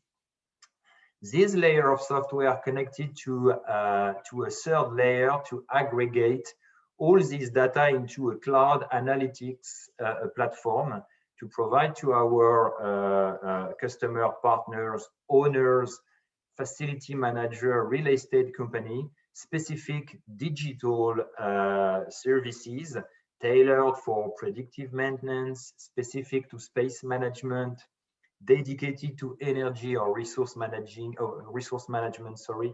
during the operation of the building. So if you remember one of my previous slides with 70% of the problem related to operation and maintenance of our buildings and infrastructure, this is typically here an example of vertical integration, IoT, powered by data to provide added value information for efficiency and sustainability. The second integration I would like to cover here in terms of digital capabilities to serve the sustainability issue is what we are doing in terms of software platform. Over the last 40 months, Schneider made the acquisition of some major software players. RIB is one of them, but not only. And our objective as the third pillar of the strategy I have illustrated before is to create and build an open, federated, agnostic software platform. And our willingness is to really empower all users, from owners, operators, facility manager, developer, consulting firms, electrical contractors, builder, general contractors, any type of users, to empower through this value chain through a collaborative data flow across the entire life cycle. Related to what I illustrated in terms of BIM adoption, we want to build this federated platform. I think here two keywords are very, very important. One is federation, second is agnostic. Federation, because we want to make sure we have a data model federated between these different software and these different platforms to make sure that we can propose a collaborative data flow. Agnostic, it's because at Schneider, we are building this software platform, but we want this platform to be open and multi-vendor. It's not going to be proprietary for and only for Schneider product and solution. So this platform we are building by federation of the data model, by developing the integration and bridges between this platform, will be completely vendor and technology agnostic for each and every phase of the life cycle. We have three main plays here, and I think three main battles. One is on electrical CAD. This is the first box, electrical design. Here, our objective is, it's clear, we want to build the leading platform by combination of the capabilities coming from Alpi, IGE+XAO, tomorrow it will be ETAP, with our own expertise, to make sure we can propose to our customer and partner the best electrical design platform with energy simulation capabilities, with digital twin and calculation and dimensioning capabilities. We want to leverage generative design to help our customer to design and imagine complex system, including renewables, microgrids, and connection to the legacy grids. And we want to do that by opening a complete transparent collaboration model around this topic. We are doing that at Schneider level by combination of these capabilities, and we are doing that through a strategic partnership with Revit, for example, where we are also developing the same type of platform into a plugin for Revit to allow our customer and partners to work in their Revit environment and leverage these capabilities and these digital capabilities coming from software, data, and machine learning. So second big play is on the build phase, and this is where RIB and CCS are playing a key role. This is a cornerstone to make sure that we can have this digital data and digital continuity across the life cycle. Because if we want to have at the end an hyper efficient, smart, autonomous building, again, to serve sustainability and efficiency objectives, we need to make sure that during the build phase, there is no disconnect. We need to make sure that we can simulate and build with the proper raw materials and materials of construction. We need to make sure we can certify and track across the complete building processes or the building has been built as designed. And related to that, we need to make sure that we have all the information available in terms of time, in terms of cost, in terms of carbon footprint, to allow tracking and certification of the building. The last part, and this is the third big play for us in terms of digital and software capabilities. It's typically the example of the EcoStruxure architecture I presented just before. This is for us the opportunity to leverage this vertical integration from hardware to software to web analytics, and to build here through an end user or through a user front end delivered by Planon, a cloud company where we took some participation end of last year. The idea is to deliver all these integrations through a unified front end into Planon for facility management, for owners and operators, to make sure that they can access to all this digital information, all this digital data, to transform it into action and into added value information in terms of sustainability and efficiency. So again, a federated platform driven by data, with the objective to fight against the fragmentation and the silos of system information and data across the life cycle, with one unique objective, is to make our customer and partner more efficient and provide the right services to tackle the sustainability challenge we have in front of us. I am now at the end of my presentation. Just a closing message to say that first, we are very proud to join our forces with RIB and with all the new company who have joined the Schneider family. Our objective is not to integrate this company, but really to combine the best of all these technology partners, all of these software players, to provide the best end-to-end platform and leverage our access into critical infrastructure in buildings, in data center, in healthcare and hospital, in electric utilities, and to make sure that as a community, we are going to leverage these digital capabilities to transform our industry and to make sure that we can create a better future. Thank you very much. Thank you very much, Sylvain, for that discussion and that presentation. Our final session for today is a panel discussion on digital change management learnings. This will focus on how to adopt, run, and continue a successful digital transformation.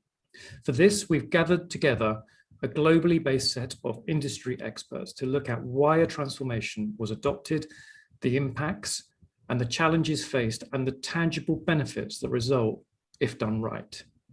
Joining me for this panel, Gavin McAlpine, Financial Director at Murray & Dixon Construction in South Africa, Gavin Morrow, Managing Director for Washirika 3 Oaks in South Africa, Marwa El Mehelmi, IT Director at Orascom Construction in Egypt, Barak Tank, Associate Director for IT and Operations at RICS Amity Institute in India, and finally, Mubarak Hussain, Director of IT at Bloom in the UAE. Welcome, everybody. Thank you for joining us. If everybody could unmute themselves and put their cameras on, that would be wonderful. I'm going to stop sharing. Gavin, we have 2 Gavins, and both Gavin M. So I can't even say Gavin M. So Gavin McAlpine, I'll start with you. Thank you. Why did your company decide to undergo a digital transformation? We've heard a lot today about the processes you need to take. So what changes did you realize were needed, and how long did it take you to get those foundational aspects in place? You know, understanding what you need, shaking out the silos, that sort of thing. Good. Thanks, Robert, and thanks for all the speakers in that. I found this morning very interesting. And yeah, maybe just a bit about Murray & Dixon before I continue. I mean, as you mentioned, Robert, I'm the financial director of Murray & Dixon, and we're a construction company that have been operating in South Africa for over 38 years. So I think one can imagine when I came in about 4 years ago to initiate certain changes in that on the financial side, but also on our system side, that there were obviously some huge challenges that we needed to undertake. And I think the 3 things of why we undertook to go through this process, I think the first, and it's been mentioned before, is that operating in silos, you know, we didn't have a proper integrated system from a estimating, procurement, accounting, and costing perspective. which led to us, to question the accuracy of our data. It took us time to prepare our costing reports. It took us time to prepare our financial accounts. And the other component as well is that, we didn't have effectiveness and efficiencies built within our system. So we didn't have integrated costing reports. We didn't have workflows, authorization levels, and some practical things like payment batching, doing intercompany transfers from a financial point of view, and batch editing were not in place. Those items in itself have created some efficiencies and effectiveness within our organization. But at the same time, we were not cloud-based, so we didn't have real-time data. So that was one of the key things that we did, is to actually put our system with BillSmart and with the assistance of RIB CCS onto the cloud, which assisted us quite a bit while we were operating through COVID period. It gave us the ability to operate from anywhere, operate from home, wherever we needed to, we operated. What changes were needed? I think the biggest thing, and I think as Ket mentioned before, and I think Sylvia mentioned as well, as Lindsay mentioned, the change management process was, I think, the biggest thing that we needed to attend to.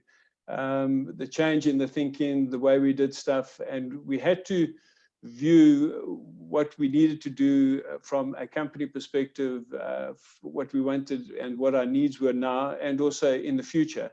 And I think Andrew's mentioned as well, looking at the one source of truth, one database, and as I mentioned before, operating off the cloud.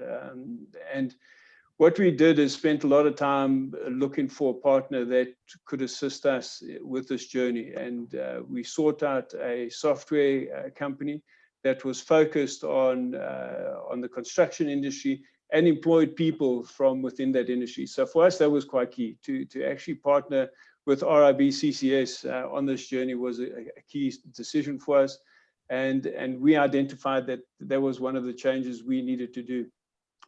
How long did the process take? I think it took a while to convince senior management that we needed to do the change. And the reason for this is that we've had a lot of sunken costs. You can imagine to operate for such a long period, and the money that was put into legacy and older systems was a big hurdle and a big mindset to overcome.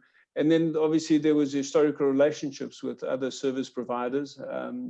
And again, everybody was used to the old system and the old way of doing things. So those took time for us to address.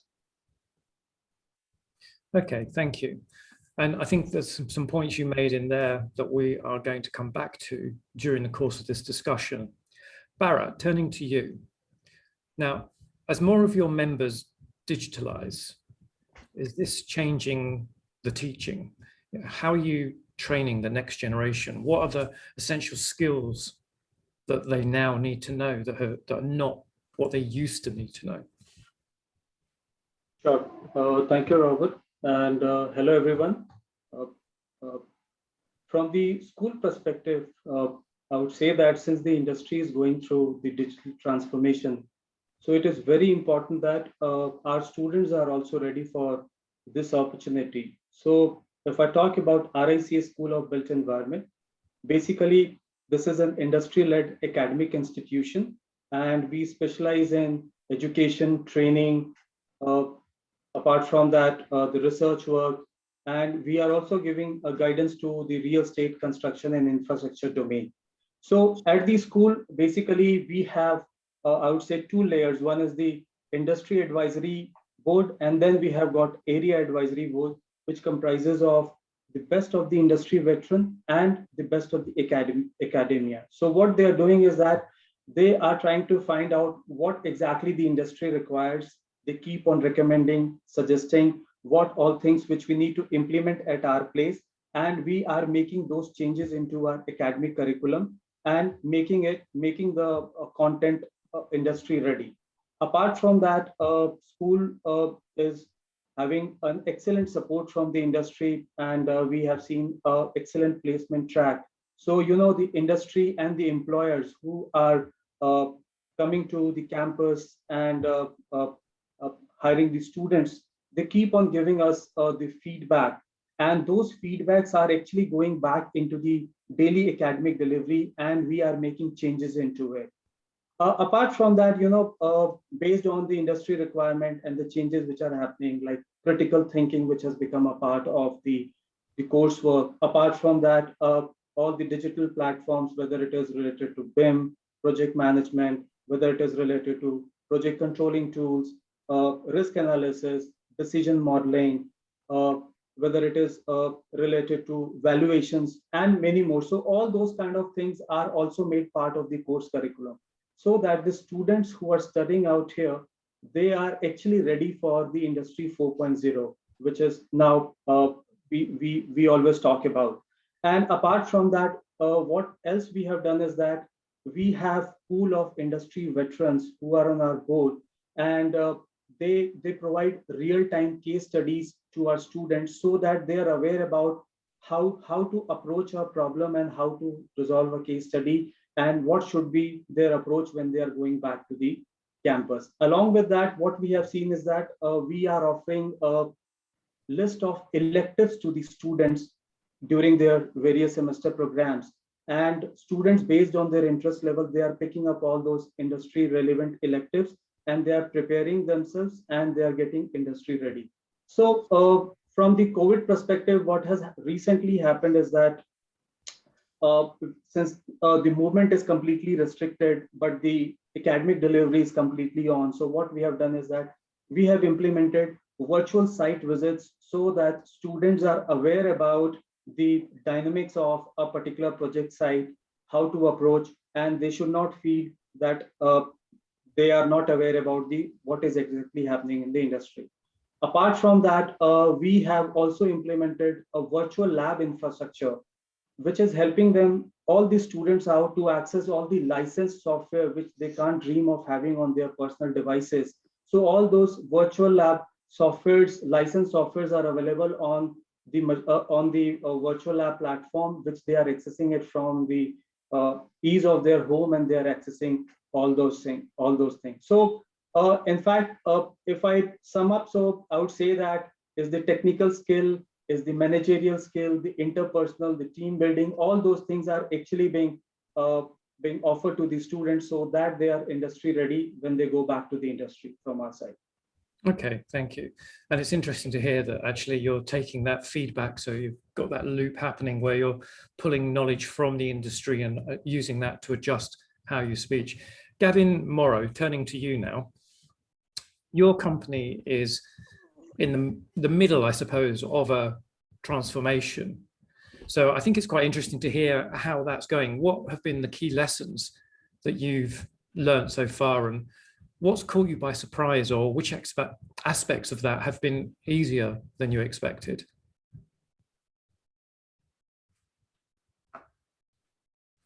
And Gavin has just disappeared, hasn't he? Okay, what we'll do is, while Gavin is coming back, let's move on to the next question, and then we'll come back to that one when Gavin rejoins us. So Marwa, I'll move to you. You've also been through a digital transformation. Again, why did you embark on it, and what are the benefits? What benefits were you looking for in terms of, real-time data analytics? We've heard a little bit about that, and changing processes, etc., that you were looking for. Hey, good morning, everyone. Thank you for the lovely event today. Concerning the digital transformation, yes, this allowed us to move from raw data into insightful information. This has achieved operational and business excellence for our company. It helped our top managers to make better decisions. They get clearer insights about the project's progress, how they are going in terms of cost and progress related KPIs. And this has led us to have like a better decision making and better customer and client satisfaction. To give you an example of this, we are one of the leading and top construction companies in the MENA region. And so we have lots of sectors, including industrial building, road construction, power generation. So we had to, our people had to manually enter the data for each of these projects, which consumed lots of time and effort, and led to inaccuracy of data. Of course, everyone has his own Excel sheet in on his laptop, no consolidation, no unification. But when we made this digital transformation, we got the luxury of having everything on one platform, integrated with even other systems. We have real-time data, as you said, Robert. Finally, it has like a positive impact and a higher ROI for the company. So when we went to CCS, we had like a master file having all the data in the beginning of the project, and this is replicated in all our projects. This has led to, of course, minimize time, effort, and data accuracy. We have managed to have like to produce for the top managers like dashboards, business intelligence reports, showing them all the related information that they need to make better decisions and to even adjust the business strategies in correspondence to what happens in the construction market and industry. Okay, and so are you finding that people are using that information in different ways depending on which bit of the construction business they're in? Because as you said, you're actually covering some quite distinct areas, like you cover critical infrastructure with the energy side of things. So it's mainly related to the progress of each project, whatever sector the project is in. It's related to the progress of the project in terms of schedule, in terms of cost, and forecasting how we will go, getting lessons learned for every project and applying it for our new projects. Okay, thank you. And Gavin, welcome back. So I was just asking you, I was saying actually, your transformation at the moment. So what have the key lessons been to date? What's caught you by surprise, and which aspects have turned out to be easier than you expected? Okay, yeah, so sorry about that. We had a bit of a power issue.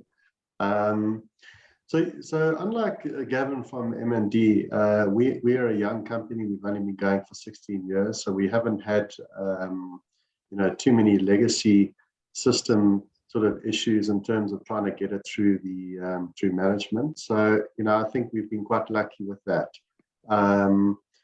Looking back on the implementation of the latest system that we put in, I think the better planning up front at a high level was required to first map out the existing system and the processes.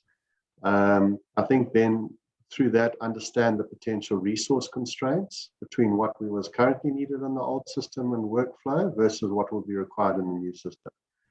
I think once you understand this, I think it's key to then partner with the software provider to understand the impact to these processes and resources before implementing, relying on their past experience and better understanding of the system.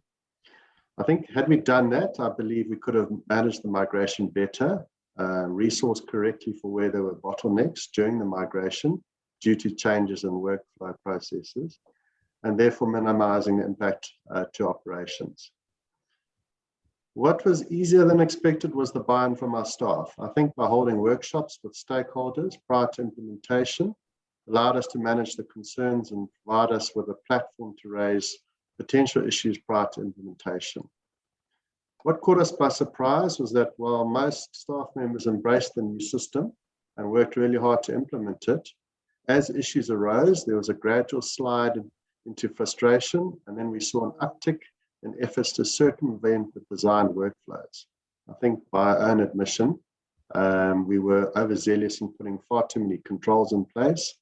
So we quickly realized that we needed to actively work on a continuous basis with various departments to understand what business flows are being frustrated and make changes, continually evolving. I think a big lesson here is that the implementation is just the start of the process. Managing it and managing the operational flows down the line over the next sort of 12 months is equally critical. And how long do you expect it to take you to finish, to complete? I would say 12 months. I think 12 months with continual relooking at things. I think 12 months we will be where we need to be. Yeah, it's I don't believe it's a quick fix. And I think if you're constantly looking back at how the workflows are working, trying to improve things, I think 12 months would, I think we'll be in a good space from then. Okay. So Mubarak, turning to you again, I think a similar sort of question in terms of any sort of key lessons you've learned through digital transformation, but also just what about the cultural change as well? How did you drive that? What key advice would you give someone at the start of the journey? Thank you, Robert. From my personal experience with trying to transform or digitally transform a company, we focus a lot on the execution of the technology. My own background is technology, so that's fast moving. You're talking about new technologies which require a different way of working, a different way of operating. There's a skills gap to learn the new technology. So you're asking a lot of people. And we focus on the hard implementation. And what's quite important sometimes is to take the people along that journey with you. And change can be quite daunting for people. One thing that's quite amazed me in this last year is we were also discussing about the softer aspects of change. In the past, we'd run workshops, leadership support. They would have the vision, they'd have the sort of as is state, the to be state. You'd have your change champions throughout the company. And they would support the sort of transition of the company towards the new to be. But what I've noticed in this, especially in this last year, is everyone was forced across multiple industries to adopt, digitally online in a very, very short space of time. So we've had these kind of conversations. Maybe years worth of digital transformation was done in this last year alone, because you couldn't physically go to a site or a customer location, or you couldn't physically move equipment. So I think the people who would put in technologies years in advance benefited and actually were able to sustain their businesses in this day and age,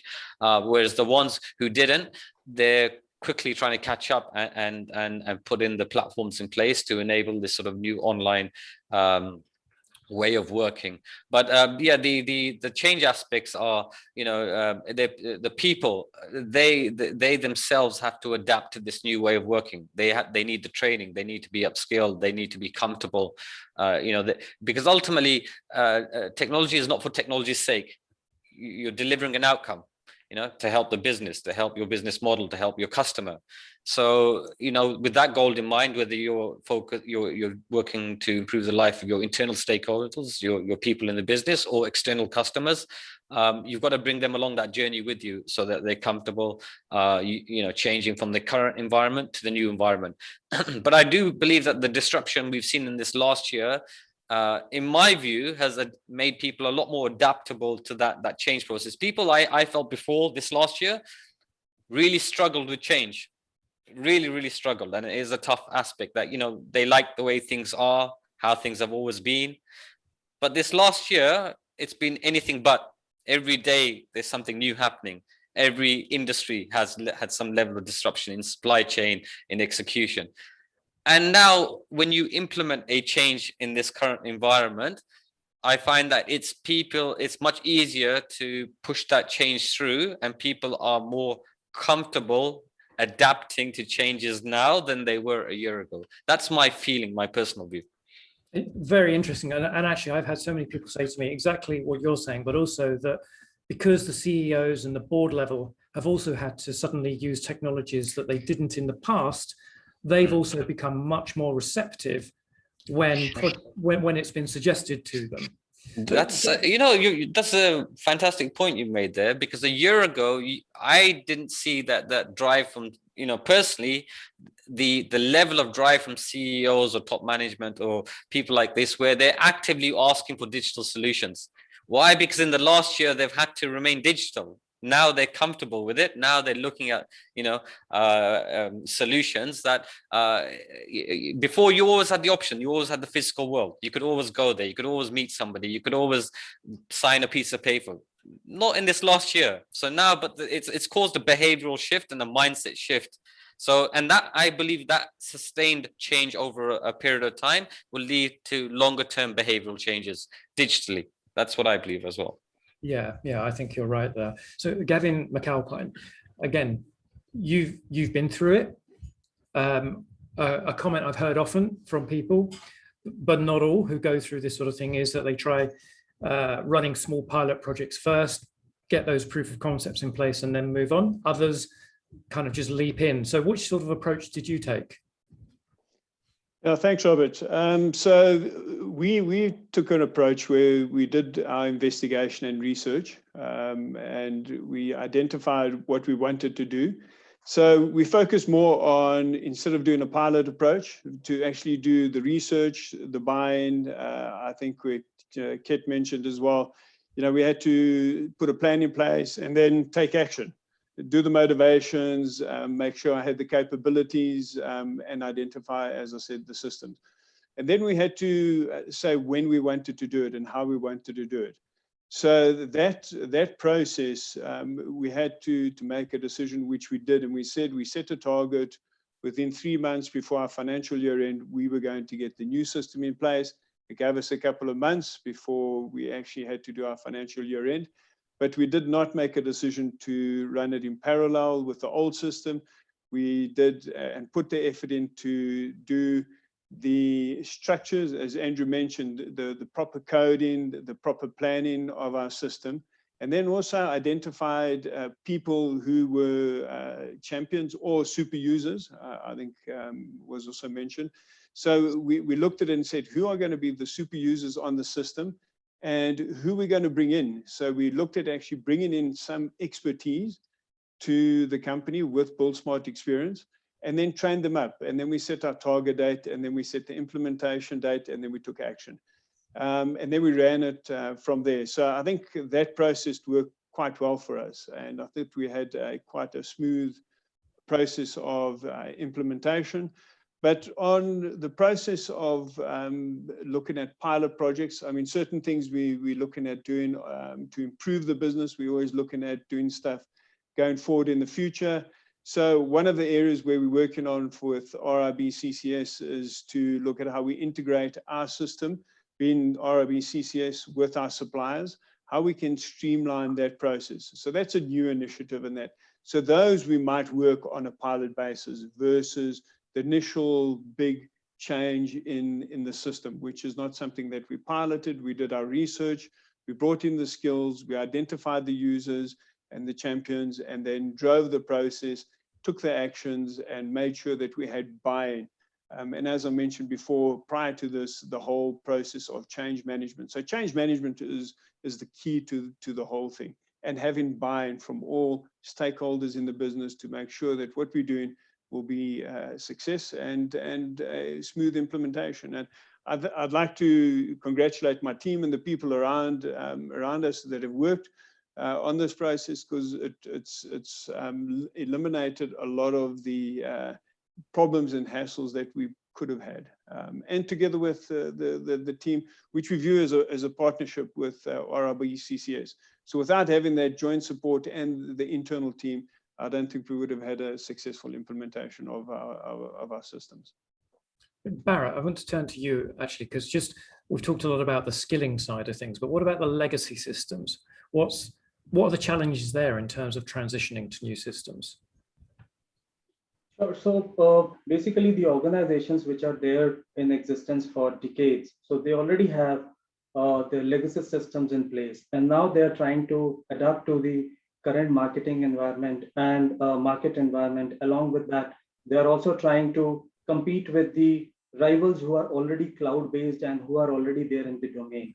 But I would also like to say that it's not only about a cloud-based solution which is going to help, but it will also require a complete re-engineering of the end-to-end process, right from the strategy to the implementation to the monitoring, and with, as I said, all the inputs which are coming in, that needs to be again looped back into it, and all those changes which needs to be made.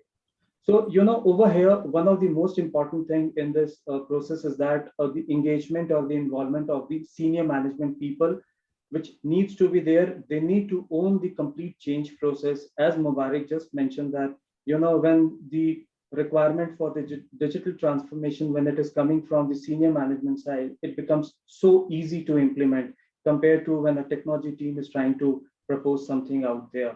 And along with that, it is very important, your last mile or bottom of the pyramid, the people who are sitting out there, they are also engaged in this change or the transition process or the journey which you are planning to begin. We need to understand what exactly are the problems which the people are facing, and accordingly the problem needs to be created. So basically in this scenario, I would say that the agile approach is a better approach compared to a traditional approach, which we have just tried following it over the years. And if a business is owning the change process, in that case, it is much better than the process which is being owned by the IT. So at the end, in last 2 decades of my experience, if I talk about, especially in this change and into the legacy system. So what I have observed is in most of the cases, the issues are the organizational one. So, we need to look inward instead of looking outward out there. So that's one of the most important things which we need to take care of it. Okay. So Marwa, now Orascom is a big company. I mean, it's, in Egypt is a very important, large employer. Therefore, as you went through this, you have so many people that you're trying to bring with you. We've heard a lot from some of the speakers earlier today about taking people along the journey. How do you get them on board? So what did you go through? How did you convince people who are resistant? How did you identify your champions? Yeah, like most of the panel respectful members have mentioned already, it's hard to change. Yeah, and nobody likes change. And especially those, maybe the elders. What we had to do, like Gavin said before, we nominated a group of people who are pro-technology. They are young aged and they are willing to work and willing to explore new opportunities. And we introduced the system to them, trained them very well, and they became the ambassadors who paved the way for others in the department and other users who use the system. So they are the ones who provide them with the training. It's like a train the trainer thing. They are the ones who follow up the implementation and whether the projects are entered correctly or not, and the data is well designed and implemented. And so we have like power users, super or key users. Those are the people who we depend on from the business side, not the IT side. And these are the people who have encouraged us to apply the change in the company.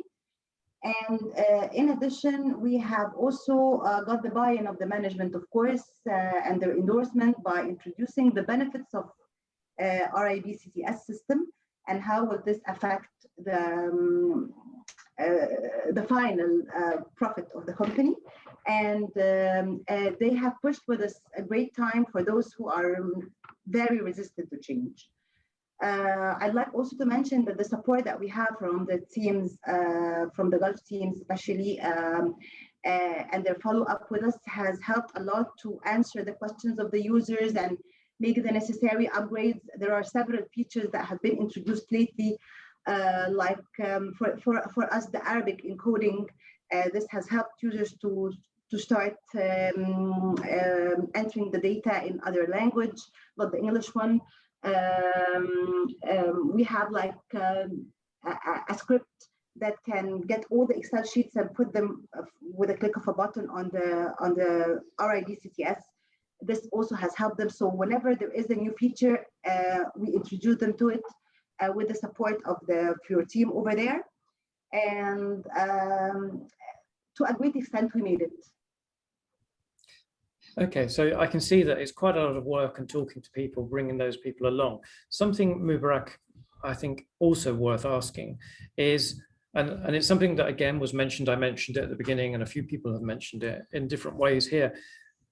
making sure that any change you bring through actually becomes the new business as usual, so that that transformation is now just embedded in the culture, because it's very easy to go through a change and then over time people to start drifting back to old ways of working.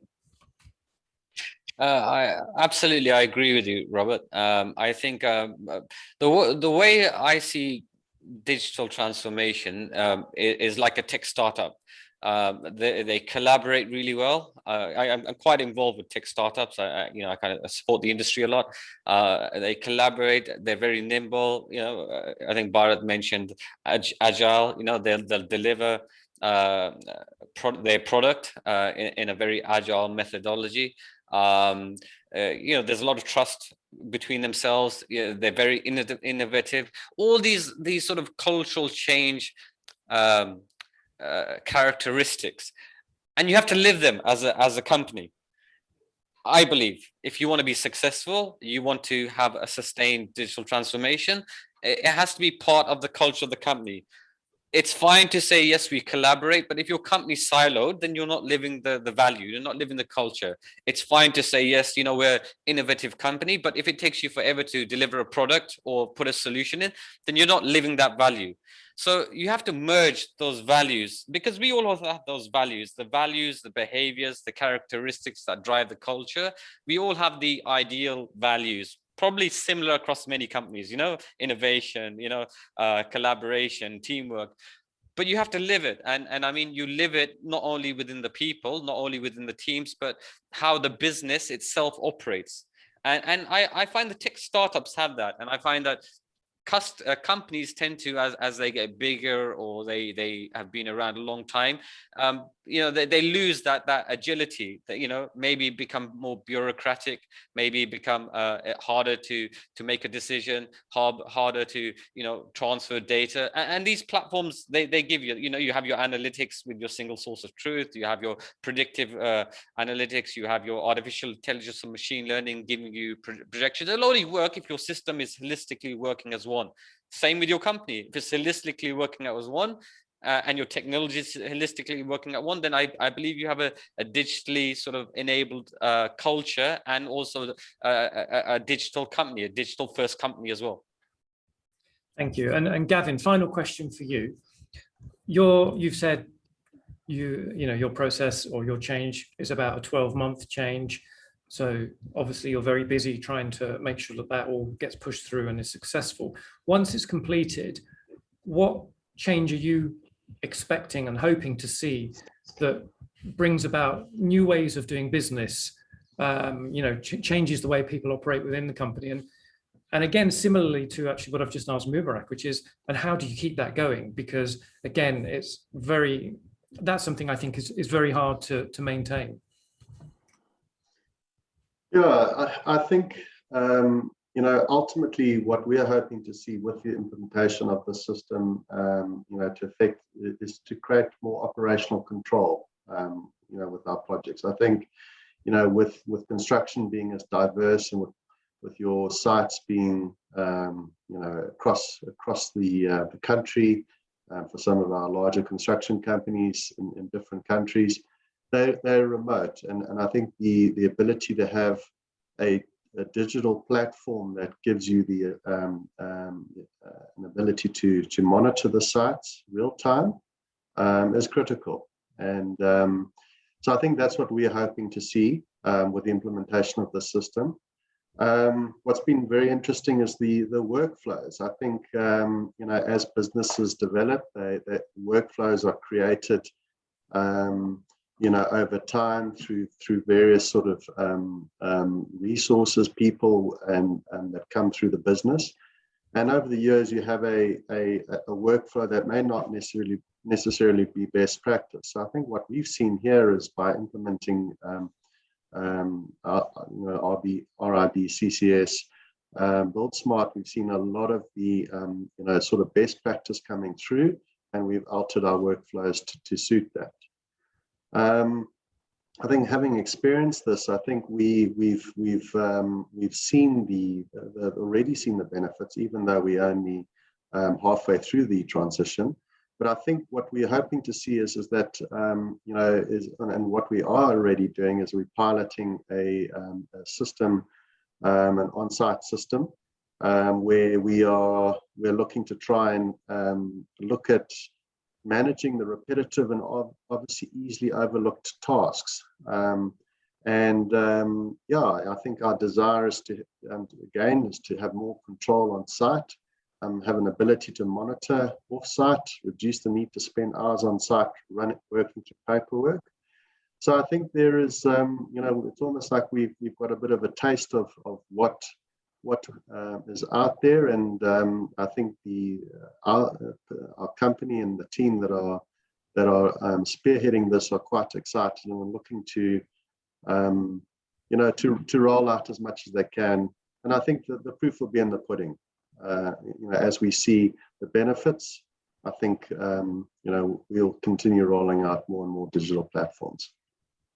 Thank you. And yes, you're right. I mean, sometimes that can be the case as people start to see that they can suddenly get information that previously just wasn't possible, make decisions in a way that's far quicker or much easier, or even just, you know, on site, the safety implications that come through once you start introducing more digital methods can really change a company in the way they approach.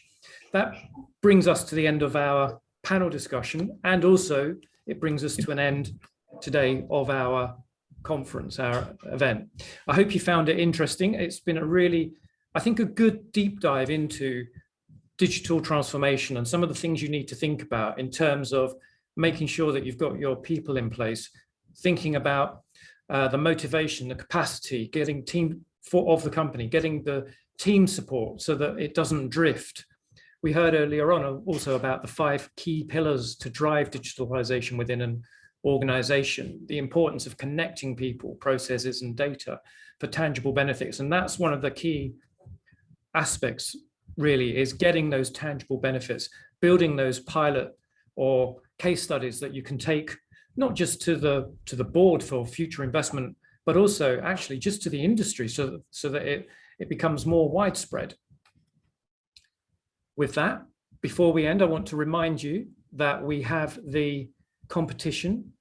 The competition gives you an opportunity to win a lifetime user license for the estimating, planning, and project control solution Candy. To enter, it's on ribccsfuturenow.com, or you can see the QR code on the screen right now. Scan that and it will take you directly to the form. With that, I'd like to thank all our speakers. Great input. Thank you for your ideas. And also thank you to the audience for joining us today. And with that, goodbye.